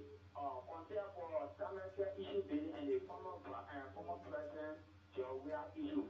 They better listen to him before you are paying our we are or say that some cannot broke. You know, some cannot broke because they took a lot of money. No proof for that yet. So the guy working, he earns salary, so don't say he stole money. Now, the kids are all financial issues being everything and yeah, until he's found guilty. Yeah, until he's guilty. Former President, we have imposed about some being at the BTC. This justice making this country is not fit. Okay, thank you. Let's talk to other callers. Good morning. Good morning. I'm Ambassador. Good morning. Thank you. This is Hussein. My name is Hussein Teo. I call from Jacobstown, leader of the Unity Party Intellectual Bureau. So let me appreciate you guys. You know, it is not a good thing to acknowledge people in the society who have done exceptional work. But what I noticed over the period, there are many of our brothers who claim to be educated and claims to have control over the good language, but when we come to the practical aspect, actually they cannot apply themselves. Look at Summit 12, Ambassador. Summit 12 claims to be the best economy. Former president, we are referring to him as freedom partisans. So he said to himself, he was the best in the country. But at the Ministry of Finance, lawmakers, they were taking checks to the commercial bank in Wamba. They said they check money in the bank. They were insulted under his what as finance minister. Today people press but he is the best finance minister in the country. But you forget this was who? Even Philippians lawmaker went to the bank, the vice president, offered some checks to the bank, to the commercial bank, hey, Bamba. He said, you're sitting for you for us. Now, personal acts were taking place at the Ministry of Finance under his watch. Water and State were ordered for 8 months. They could not pay. National Transit Authority, they ordered employees for 5 months. They could not pay. This government inherited all of those. They maintain to be the best thing. What is the practical aspect of your economic theory? I don't get it. And you when you walk around, when you go to the university, those are the things that you have there. They claim to know everything. But when you come to the practical aspect, they are flawed. Similarly, in prayer. So I let me say thank you guys for always informing and great people. But I don't want to change this narrative. Just believing people because they are good talkers, or we come to the practical aspect, they are nothing zero. They don't cherry. They treated me to the who was a controller general in popular like Europe. Honor the watch. He issued checks, those checks were fraudulent. These people say, oh, yes, they made a master, mega PhD. Practically, they know nothing. They will have to change that. Yeah, like Liberian people there. Good morning. Good morning. Good morning. I'm Bruce from Bimera, calling you from Johnsonville. Please go ahead, sir. One of the things my attention went on last night on Twitter is when they asked him about the poverty rate. What was the poverty rate when he took over? What was the poverty rate when he left out? You know, 12 years, according to 12 years, the projection like this, 12 years, the people gave 1.6, according to him. Then this year, you gave 6,600,000 plus in poverty. Instead of you trying to take this out of the poverty. You know, I don't know what because you know, sometimes most of the time when someone comes to the public to talk, I don't know because of the way he sees to be intellectual, how people will be clapping for him. He always says something because the last night game when he back then the Minister of Finance on the state own radio, he talked about some president we have got the power, he lifted 27 million for all the poverty. When we reach, but then we're not even 5 million, 5.2 million. And you know, I tried to what that mistake or I don't know what the problem because wanting to put up a poster for your government and be sleeping like that, you're dragging them because you have to come back again and become big every day. Let's take the final caller. Good morning. Yeah, good morning, brother. Good morning. Moses, my favorite. You know the late Kalakura used to say that God beating the show. Whenever they come to the public, what they plan to come say is a lot from their mind and the evil they did and do. But one of our programs here in the country for implementation is this society thing. To other countries, society's matter does not supersede national interest. But it's only in our country. You see somebody doing the wrong thing, it's clear and glaring. But yet they stay because they feel a member of certain things. They will not want to take the proper action. This is one of the things that really killing our country, brother. Everywhere around us here, that society, but the society does not supersede national policy. So to implement, to prosecute these people, they feel that when they go down there, the policy is higher than them. But when they carry the act of the public, they're not able to implement for the public interest. Okay, thank you so much for being part of the conversation this morning. Many thanks to all of you, and this is how I would like to draw the curtains on this edition. We say many thanks to you. Please, like we said earlier, please don't see December 31st, you think that all is over. Continue to ask for the guardian and the blessing of the Almighty God, and please, as you go out today for Washington or even stay home, be calm, be cool, stay off the streets. Life can be taken away at any time. Tomorrow is not promised, but let us guard ourselves and hope for a better and prosperous 2026. We are a couple of hours away, but we need to guard ourselves. Have yourself a wonderful time and with the books. Nathaniel Val, check it out. Many thanks to the man Nicholas Bartlett for being here this morning. Speaker President, we are saying central bank, you take money from the reserve. Central bank take money from the reserve regularly to do monetary operation. President don't have to go say it. We made President, we have to say it. That's how it became a political